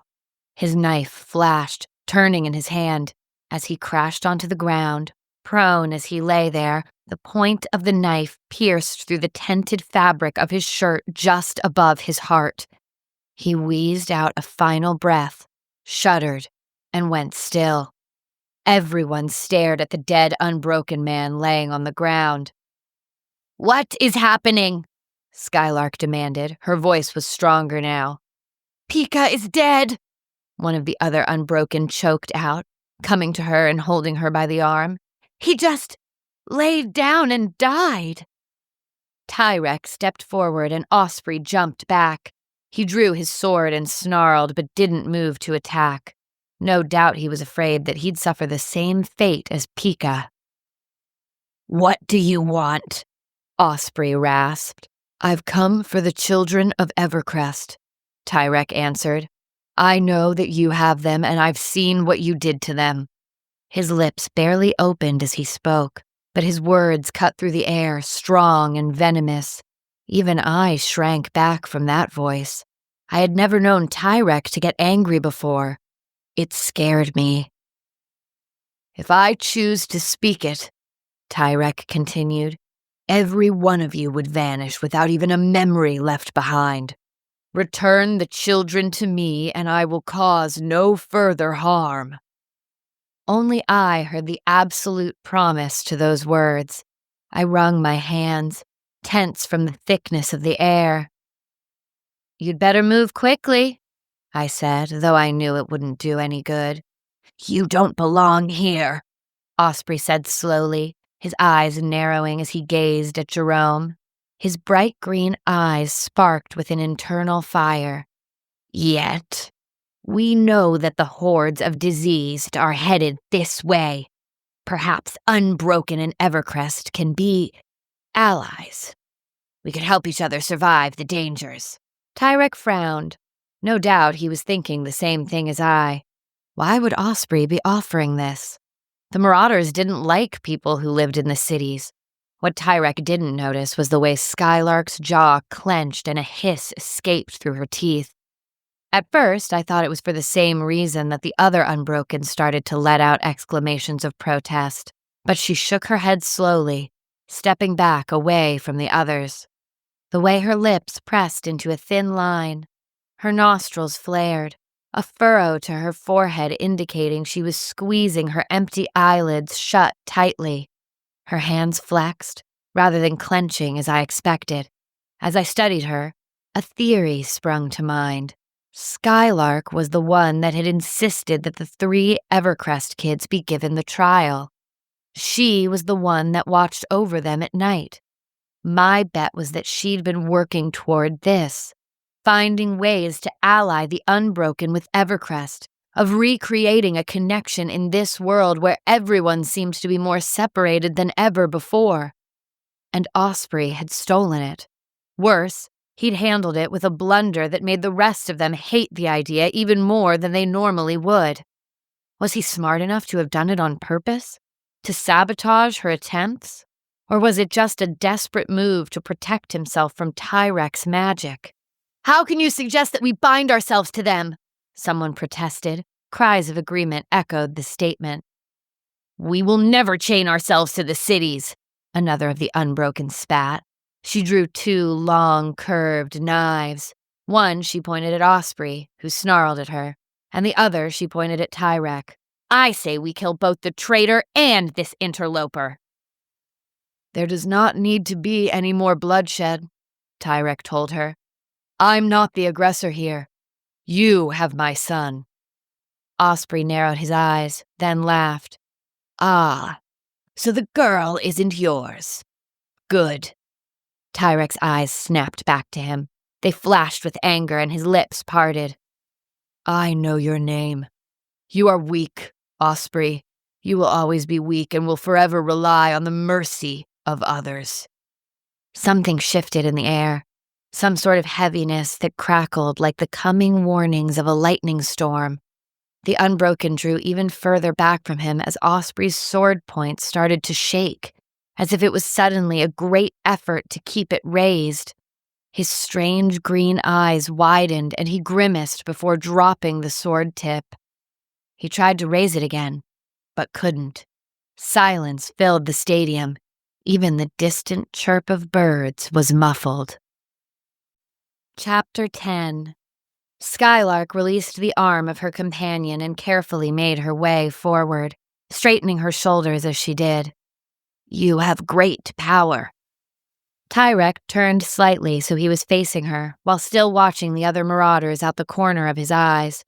His brow furrowed as he gazed silently at her. "You have a great power," Skylark repeated, almost more to herself than anyone else. She bowed her head as though in thought, then spoke hesitantly. "I will show you where the children from your town are, if you give me back my eyes." "That isn't something I can do," Tyrek answered, then visibly winced. He clenched his jaw and took in a deep breath. Not for the first time, I considered Tyrek's gift. I studied him, trying to understand the flicker of pain in his expression. How limited was he, really? I'd only observed him for a few years, and there were still so many unanswered questions. One thing I did know, Tyrek had regrets, such as binding Evercrest to the Iron Triangle, never imagining it would collapse. But now, I wondered if he regretted declaring he couldn't restore Skylark's eyes. Had he ever even tried to heal someone in that way? And if he hadn't, was it truly impossible? Or did his own words make it so? What if he now said he could, making his previous statement false? It was an interesting question, but I didn't think it was that simple. Tyrek used his gift by following the natural order. I'd never known him to declare that the sky turned green or that the past change or force someone to act against their own will. Whether it was something he couldn't do or wouldn't do, I hadn't quite figured out. Silence had fallen after Tyrek's words. The Unbroken watched him carefully, as though they were trying to figure out whether to attack or run. If Tyrek was nervous, he didn't show it. In fact, he looked like he was calming down a little. He turned back to Osprey. "I want the children of Evercrest. All of them. Bring them to me and let us leave, and you will have good fortune for the rest of your life." That was a good promise. Too bad Osprey was too stupid to realize what a boon he'd been granted. "You are in no position to make demands," Osprey sneered, dropping his sword and pulling a dagger from his belt. He pointed the lighter blade at Tyrek. "Your words won't have any power once I cut out your tongue. What do you think about that, eh? You think that you will have any power against all of us?" His words grew increasingly manic. "You insult me by saying I am weak. I am not weak. You are!" His gaze flickered to Pika, an uneasiness in his eyes. So much for proclaiming he wasn't weak. He certainly seemed it right now, and not just physically. For as much as he brandished his weapon, it was clear he was afraid of Tyrek. His words were nothing more than frantic attempts to reassert himself. Judging by the looks on the faces of the other Unbroken, they were starting to see it too. "I'm not interested in your threats and your peacocking," Tyrek said, softly but firmly, "and I won't listen to you any further. You can't speak until you bring the 3 you took back to me." Osprey tried to bark out a laugh. His mouth moved, but nothing came out. His eyes widened and he grasped at his throat. A wheezing noise, similar to that a zombie would make, came from his mouth. The other Unbroken backed away from him. He dropped his dagger, staring at Tyrek with true terror. He whirled on an Unbroken man near him who flinched back. Osprey gestured wildly, pointing in the direction that the boys had been taken. Several of the Unbroken took off into the ruins. After a few minutes, only a few of them returned, Jerome and Samuel among them. Jerome's face transformed, relief flooding through his expressions. "Dad!" he called and raced forward. He threw his arms around his father as Samuel hurried after him. "Florence is in the forest," Samuel said. "She took off. We have to go get her." Tyrek pulled in a sharp breath. "Florence," he cut off abruptly. as though he didn't want to say what he was about to say. Did that mean something had happened to her? Osprey gestured to the boys, then himself. He pointed at his throat, his lips curling back over his teeth. I said all three, Tyrek said coldly. One of the other Unbroken stepped forward, eyeing Tyrek warily. The girl fled into the forest. We didn't give chase. She's been taken by madness. There is no returning her. She's as good as dead already. The trial killed her. Liar! Samuel howled. Desperation shone in his eyes as his hands clenched into fists. She's out there alone. We have to find her. We have to bring her home. Osprey started to gesture at the other Unbroken, then out at the forest. A murmur went through them, and a few backed away, looking at the ground. They were frightened of her, more than they should be. Had something happened worse than what they let on? I wondered if maybe she had changed form somehow, like those wolves who lived in the south. Why hadn't I chosen to leave the vision with Florence instead of sticking with Samuel and Jerome? I couldn't have helped them anyway, and I missed seeing for myself what had happened. I could have followed Florence and gotten more answers. Osprey suddenly snatched up his dagger again. I thought he'd decided to go after Tyrek or even his own people, but instead, he gestured from himself to the forest beyond the stadium. He threw his shoulders back, and an arrogant expression crossed his face. As he turned away, I caught a look in his face, one that Tyrek couldn't see. A sly smirk and a gleam in his eyes. He's planning on killing her, I said, watching him go. He noted how you didn't say she had to be brought back alive. He plans to kill her and bring her back dead to get his voice back. I didn't expect anyone to go, but Skylark cocked her head. Where is he going? Into the forest, one of the others answered. A low growl escaped her throat. Osprey, leave the poor girl alone. She turned with an eerie grace and raced into the forest after him. She moved more sure-footed than she had been moments ago. Could she still see something? Without her eyes? I started after her, thinking that if she was going to find Florence, I might get some answers about the girl. But if I left, I wouldn't know what happened here. I turned back, annoyed at my limitations. Florence, regardless of what she was going through, wouldn't affect the balance of this place. Even if she survived the forest. Even if Osprey didn't find her and Skylark did. Tyrek's words held more power than Florence could hope to have. One of the Unbroken cleared her throat. You have these boys. Leave now and look for the girl yourself if you want her. We are leaving. In peace, unless you try to lay more curses on us. She eyed Tyrek warily as she backed away. The others gathered around her, and they melted through the stadium stands into the woods beyond. The stillness in the air dissipated, becoming relaxed once more.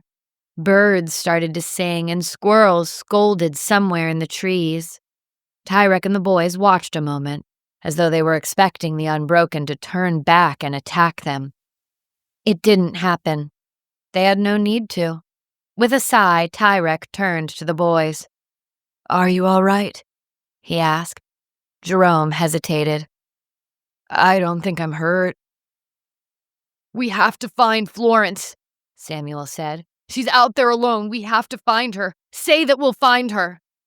Tyrek opened his mouth, then hesitated. You can bring her back, Samuel insisted. Please. Tyrek shook his head. I can't change what has already happened. Actions have consequences, and I learned a long time ago that it is unwise to change the truth. I am not a god. I will not pretend to be one. Samuel looked pleadingly at Tyrek. Then tears welled in his eyes, and he looked away. Florence is alive, Tyrek said, placing a hand on the lad's shoulder. His own shoulders slumped as relief passed over his face. She's alive, and she knows the way home. She will be... He stopped himself, looking up to the sky. He shook his head and started again. Florence has made her choice, and my words can't override her will. Samuel's jaw clenched. Then I'll go find her myself. I won't let Osprey be the one to find her. He turned on his heel to go, but Jerome caught his arm. Sam, don't. Your parents won't want to lose both of their children. Samuel's shoulders shook as his head dropped. We can't just leave her. We won't. But what can the three of us do? Jerome braced his shoulders. The marauders could decide to kill us any moment. We have to get back home and get more people. We'll come back for her, Samuel. I promise. Samuel let out a shaky breath and nodded, but as they headed away, I caught sight of a deep sadness in Tyrek's eyes. What did he know? What did his gift tell him? Chapter 11. On the way back to Evercrest, Samuel often paused and called out, thinking he could hear or see Florence. Once, I thought I saw her too. If she was there, though, she didn't want to be found. I left a time or two, looking for her, but that first night it rained heavily and washed away any trace of her. We should have looked for her, he murmured more than once. Neither Jerome nor Tyrek answered that. I wondered if they agreed with him, or if they knew that their words would be empty no matter what they said. By the time they returned to Evercrest, all three were exhausted, having little food and sleep. There wasn't as big a fanfare to their return as I expected. Samuel's parents pulled him to their home, crying. The guilt was too plain on his face, and I imagined how heartbroken their conversation would be. Tyrek, being a member of the council, I expected there would be some words of welcome as he returned. A few people looked over to him but didn't say a thing. Jerome noticed it too, and his head was bowed, his shoulders hunched. Rhonda was at their house, writing frantically. She was so engrossed in whatever she was doing that she didn't even notice they had come. Mom, Jerome croaked. Her head jerked up. A cry burst from her throat as she sprang to her feet. Her papers flew every which way, but she didn't seem to notice as she pulled her son into her embrace. Tears streaked down her face as she cradled him tenderly. Jerome started to shake, as though it was only now, back in the safety of his home, that he could let loose the fears that he'd been keeping at bay. Tyrek shrugged out of his dirty shirt and wiped his face. His broad shoulders slumped forward and his eyes closed. It was only then that it occurred to me that he hadn't slept on the way back here. Maybe a rest here or there, but he made sure that the boys were rested and kept watch over them.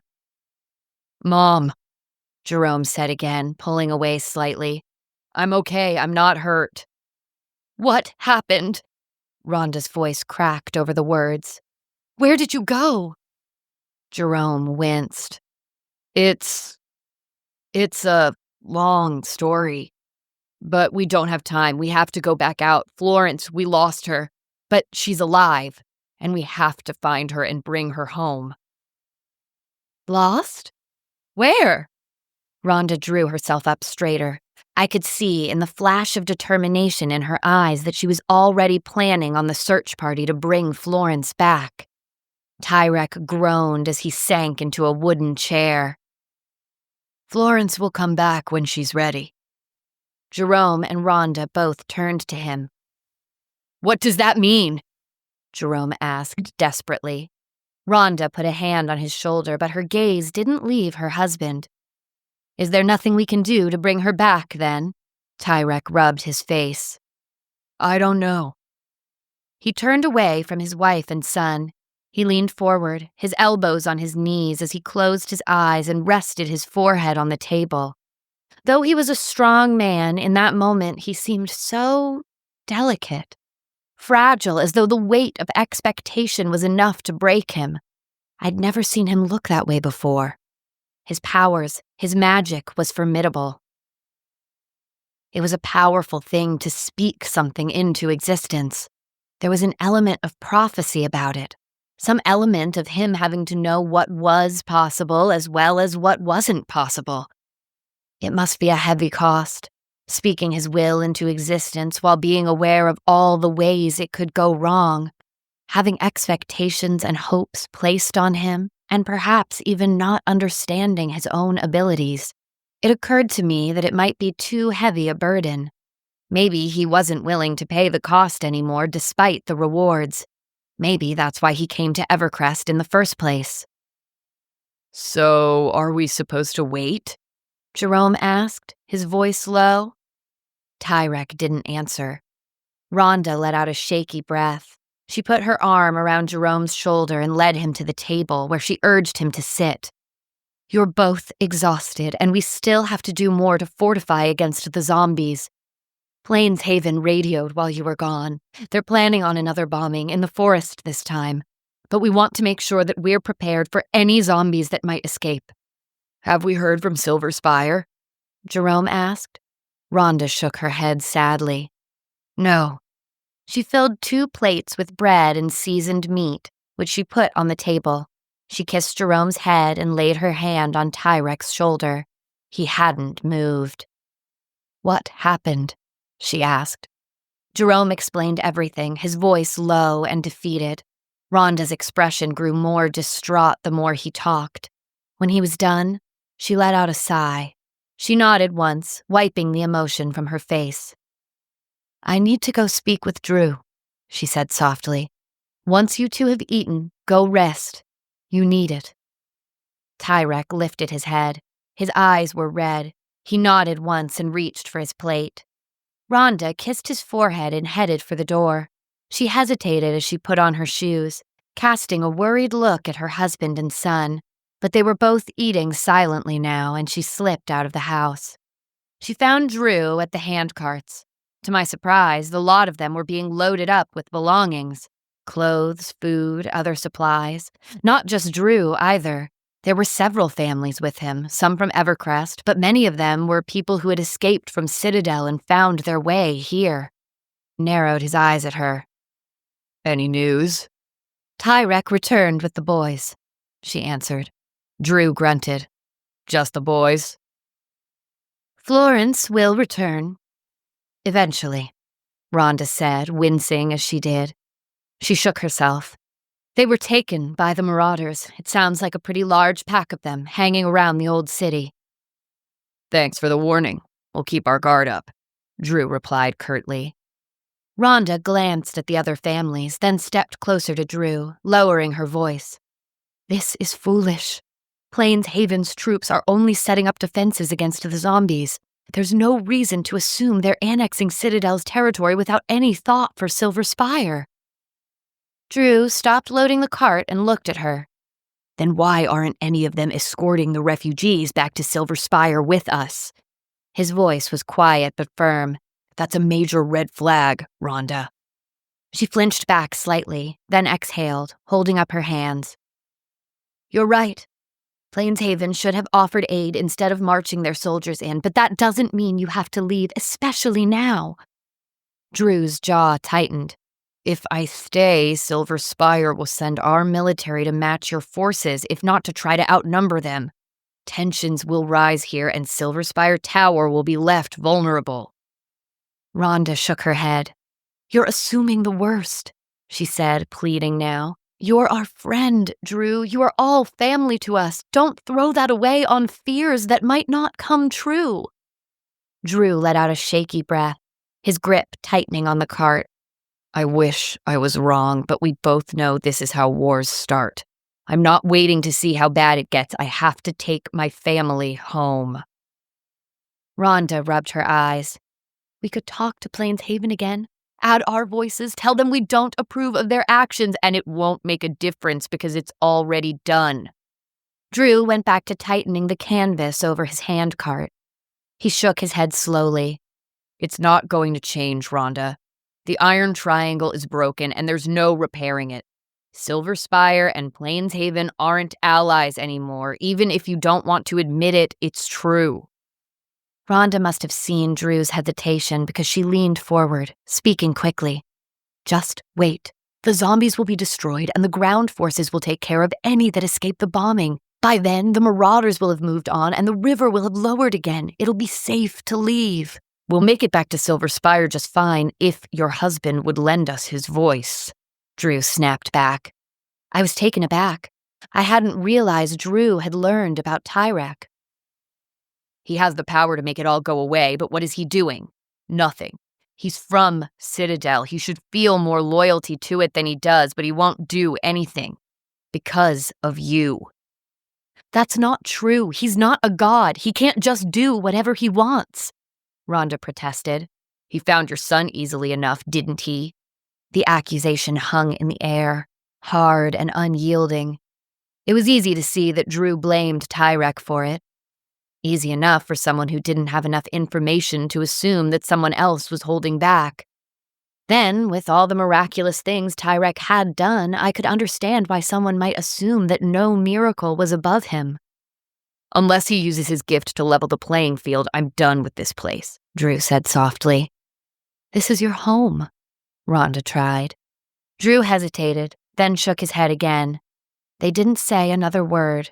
I glanced at the sky. It was getting close to dark. Drew wasn't going to leave right away, was he? That would be insane. If you see Florence, Rhonda finally started, I'll see to it that she comes home, Drew said, not looking at her. Rhonda turned on her heel and walked away. Her shoulders were high and rigid. I watched her go, wondering what she was thinking. I'd seen the three of them, Rhonda, Drew, and Tyrek, take care of business in Evercrest in harmony. They hadn't always agreed on everything, but they'd done their best. Now, the breaking of the Iron Triangle had resulted in them breaking their friendship as well. What was causing Drew to be so afraid, though? It wasn't just anger that was driving him out. He wouldn't put everyone at risk if that was the case. No, he was afraid that Plains Haven would cause him and the others from Silver Spire to spare him. Why? I remembered the darkness that crept over Citadel and shuddered. It couldn't have reached out to Evercrest. I would have sensed something. Wouldn't I? Chapter 12. The forest still smoldered from the fires that the second bombing had caused. Huge swaths of forest were reduced to black rubble, punctuated with deep craters that had been punched into the earth. Looking at the ashes that had been left behind, I almost understood how the cities thought that they commanded the land. It was an awesome sight of destruction, one that reminded me of the images I'd seen in another lifetime, of times that came long before the virus. But it seemed as though the majority of the zombies had been destroyed. The hordes that had gotten out of Citadel no longer moved through the forest. Though there were undoubtedly stragglers, the threat had shifted to the massive wildfires that took hold in the trees and raged for weeks. These, too, had been brought under control, though smoke was still heavy in the air. The fires had burned close to town, and the people had been hard-pressed to save their homes. Many were unsuccessful. I sat on the steps of the town hall. The roof had caught a spark and burned. The stone walls were strong and tall behind me. It seemed too big now. Drew's departure and the others from Silver Spire who had left with him left a marked decrease in the population. Jerome and Samuel lingered just inside the empty doorway, wearing scarves over their mouths to help filter out the smoke. Dad moved out yesterday, Samuel said, his voice low as he rubbed the back of his hand over his eyes. He and Mom had another massive fight about Florence. Mom's given up. She says if Florence was going to come back, she would have already. She said that she doesn't have the heart to keep looking. Jerome put a hand on his shoulder. I'm sorry. It's not that she doesn't care, it's just that I don't want to hear it, Samuel said shortly. A heavy silence fell over them. I knew why they were here, rather than at either of their homes. Samuel didn't want to see Tyrek, and his mother didn't want to see Jerome. I had a feeling she blamed Samuel more than anyone else that Florence was gone, even though she knew Florence had been the one to convince the boys to leave town. It was easier, then, to focus her anger on Jerome, rather than her missing daughter and the son she desperately didn't want to blame. I hadn't seen Florence since the events in the city. All in all, it was very frustrating, I wanted more answers. Answers that I was starting to suspect I wasn't ever going to get. "Do you think about it?" Samuel asked bleakly. "What happened with the people who took us?" "The marauders," Jerome said harshly. Samuel shrugged. "I don't think they like being called that." "I don't care, it's what they are," Jerome said stubbornly, folding his arms over his chest. The motion seemed defensive. "I still dream about what happened in the trial," Samuel said, choosing to ignore his friend's hostility. "It seems so close, so real in my mind, you know?"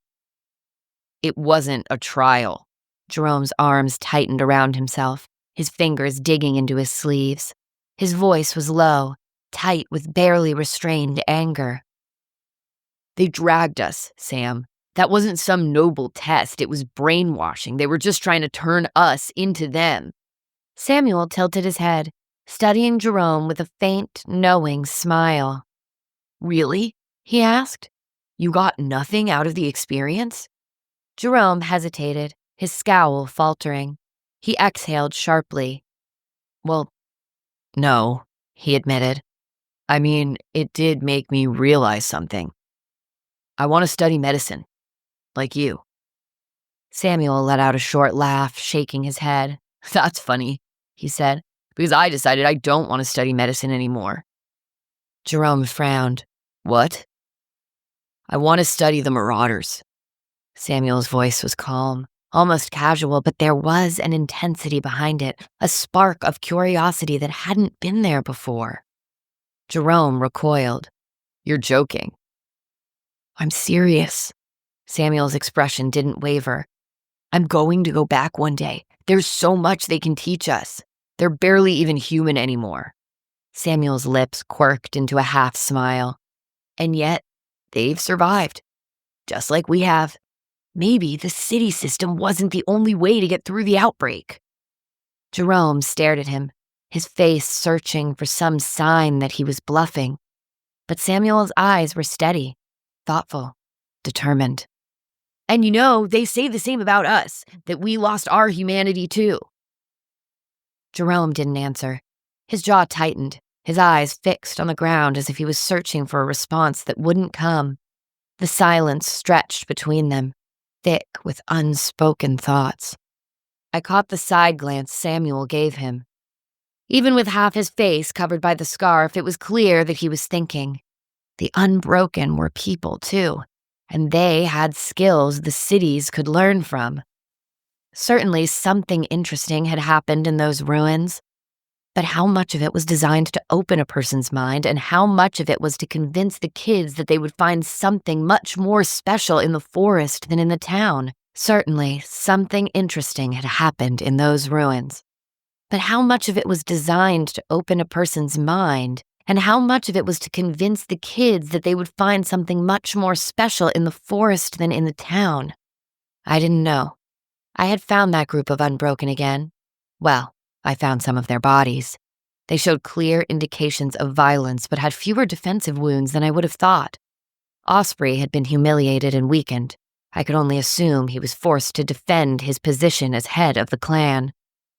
As for Osprey himself, I had only seen him one more time. He was in a clearing, talking to the man I had seen in Citadel. I had tried to get closer, but the shadow had been there too, pushing me away. I didn't know where he went after that, or what his plans were. I did know that he had lost his independence. Because of what Tyrek had said, he was going to have to ally himself with someone stronger.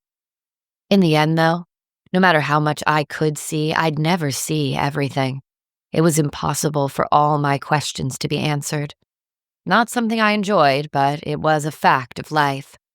The most I could do was focus on the people I thought would give me the most answers, like Jerome and the people here in Evercrest. Jerome cleared his throat, bringing me out of my musing. "Mom got a message from Plains Haven this morning. They received a message from Silver Spire. Drew and the others made it safely to the city." "That's good," I said, shaking my head. I got up from the step and stretched, looking up through the smoke at the red sky. You think that the plane will be able to get through the smoke? As if on cue, Samuel turned his eyes upward. You think that the plane will get through, even with the smoke?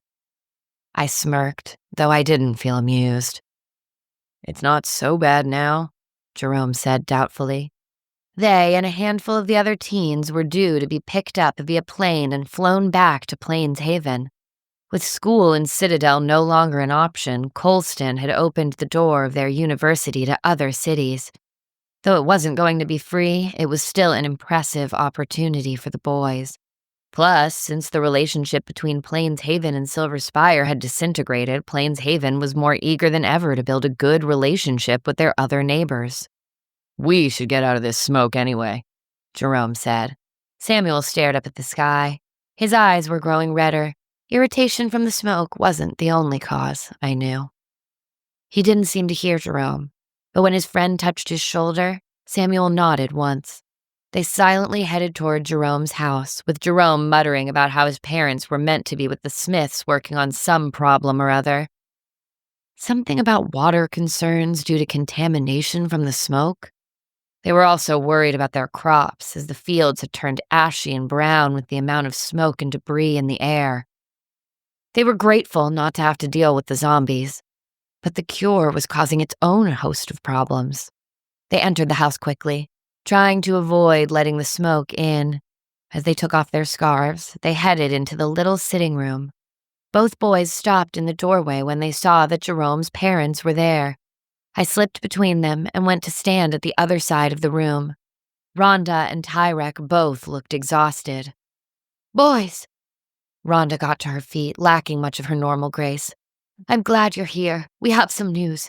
Some bad, but some hopeful. Samuel edged around the back of the couch and leaned against the wall. What is it? First, your plane to Plains Haven has been delayed. First, your plane to Plains Haven has been delayed, Rhonda said slowly. There's been a flare-up in the north, and all planes are being diverted to help with the firefighting efforts. It will be at least another week. Margaret Smith found a note in the chicken coop this morning, Tyrek said, holding a piece of paper out. We were just about to go tell your parents. Samuel's head jerked up as Jerome gasped. It's from Florence. Samuel leapt forward and snatched the note. He read it, flipped it over, then returned it to the front. I hurried over, peering at the scrap of paper. All it said was, I'm free. Florence. What's it supposed to mean? Samuel's voice started to shake. How do I even know this is real? You could have forged her handwriting. Samuel, Rhonda started gently. Drew was right. Samuel crumpled the note in his hand, then quickly smoothed it out again. All the while, he glared at Tyrek. You could have stopped all of this. You could have used your gift and prevented it all from happening. Something seemed to snap in Tyrek's gaze. His hands clenched into fists and his eyes flared. I have no gift. Everyone froze. The anger drained from Tyrek's eyes and his hands loosened. Rhonda covered her mouth with her hand, and Jerome opened his mouth and closed it again. Samuel stood frozen, his eyes wide and bugging out of his head. My gaze flitted over all of them before landing on Tyrek again. He swallowed hard, realization coming across his face. He rasped and cleared his throat. The walls are green. They all looked around them. The logs that made up the cabin's walls remained whitish brown. The sky is clear. Tyrek tried again, looking out the window. The smoky clouds remained drifting lazily overhead. Rhonda wrapped her arms around her husband, pulling him in close. Does that mean what I think it does? Jerome asked, his voice low. Samuel crushed his palms into his eyes. I'm so sorry. I'm so sorry. It's all right, Samuel, Tyrek said. It's my fault. I'm the one who did it. But I couldn't help but think he looked relieved. It was a heavy burden to bear, one that he no longer had to deal with. But what would the consequences be? Was it actually gone for good, or could he give it back to himself? I supposed I'd just have to wait and see. Epilogue. The season turned to fall before we knew it. The pine trees dropped their cones for squirrels to pillage and hide. Berries grew soft and ripe, enticing bears to eat them and spread their seeds with built-in fertilizer. Mule deer grew shaggy coats, bracing for the winter ahead. I slipped through the branches and took a seat next to Skylark. I had found her accidentally one day when I was walking through the woods, enjoying the autumn leaves. A long piece of cloth wound around her head, hiding the empty eye sockets that had been left behind. I knew by now the scar tissue would have formed, sealing her wounds. Movement across the fire caught my attention. I turned to find Florence walking towards the flames. She sat down, cross-legged, her fingers stretched toward the heat. Her clothes were torn, and she'd wrapped the tanned hide of a bear over her shoulders. Dark circles smudged under her eyes, but she didn't shiver or start at the noises of the forest. In the distance, a pack of wolves started to howl. Florence lifted her head and watched Skylark. Skylark, for her part, tilted her head toward one side and hummed in tune with the howling. "They're many kilometers away," Skylark said at last. "There's no need to fear." Florence looked away. They were quiet as the darkness took the forest.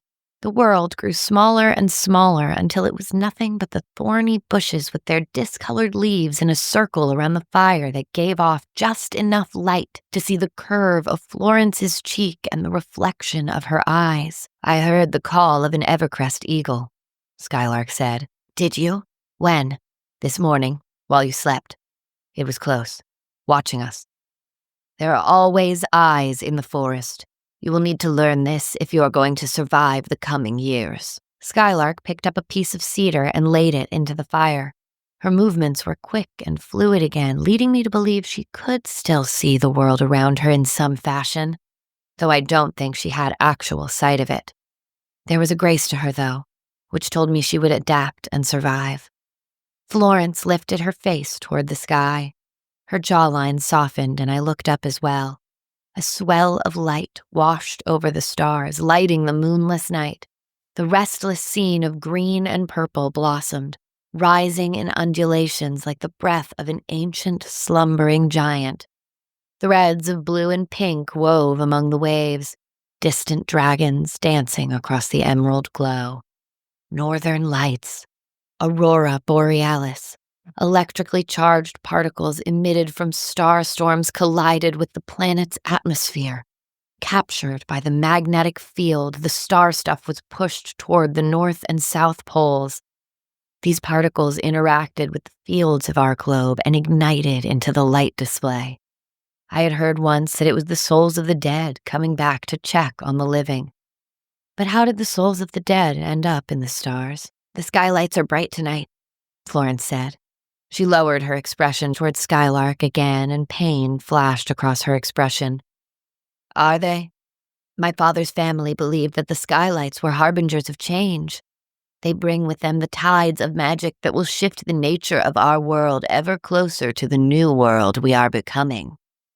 Skylark added another piece of wood to the fire.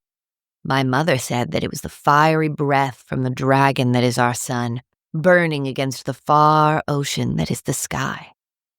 Florence frowned. "The sky isn't an ocean, though. It's the sky. There are no waves, no surf. It's air, not water." "If it's not an ocean, then where does the rain come from?" Skylark's voice lilted teasingly. Florence remained quiet.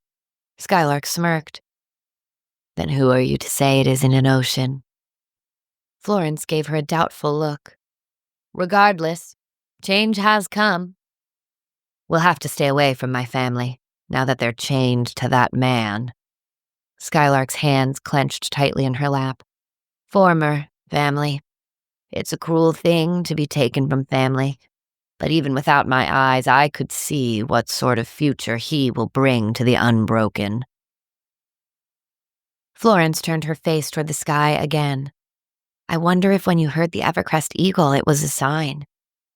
"It was," Skylark answered swiftly. "It was a sign that an eagle was nearby." I laughed. Evercrest hasn't fallen. It was built as a symbol, a place for new beginnings, Florence said, straightening. Maybe the change is that we have the opportunity to bring unity. People in the cities don't understand the unbroken. I thought you said you didn't want to go back, I said, stretching my arms over my head. I don't think I can go back. They'll never understand what I saw, what I know. She buried herself deeper into the skin, hiding herself from the dark. I want to remain free and stay with you. Skylark hummed. I hear the guilt in your voice, girl. Don't choose this path because of what you did. It will only end in regret and resentment. You did what you had to do. I'm the last person in this world that will blame you. Even though I took out your eyes? Florence asked doubtfully. Skylark rubbed her jaw. Her hand was starting to shake, and I imagined she was in a great deal of pain. Perhaps she wanted to rub her eyes but knew it would only cause them to hurt more.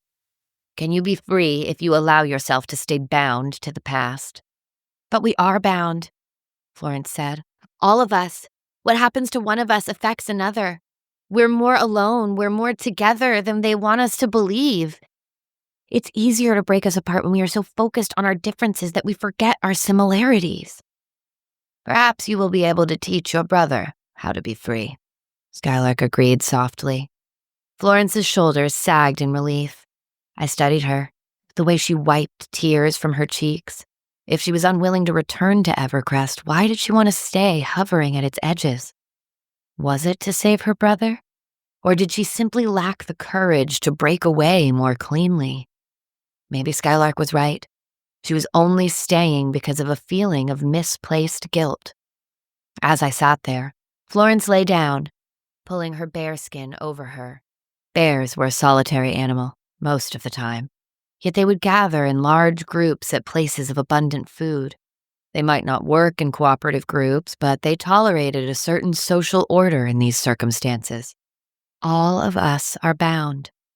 I pondered over Florence's words, studying as her face softened with sleep. She might be blessed, or cursed, depending on how one was to look at it. Would she bring a blessing or a curse to the world? I supposed only time would tell, and time had a tricky way of being silent until the last second. The end. You have been listening to The Founding of Evercrest, a short story in the Veiled Awakening by R.T. Kephart, narrated by Elise Morales. Copyrights 2025 by R.T. Kephart. Production copyright by Tim Moore. If you enjoyed this audiobook, please check out Rebound, Book 1 of The Veiled Awakening, available through Audible and Apple Books. Thank you.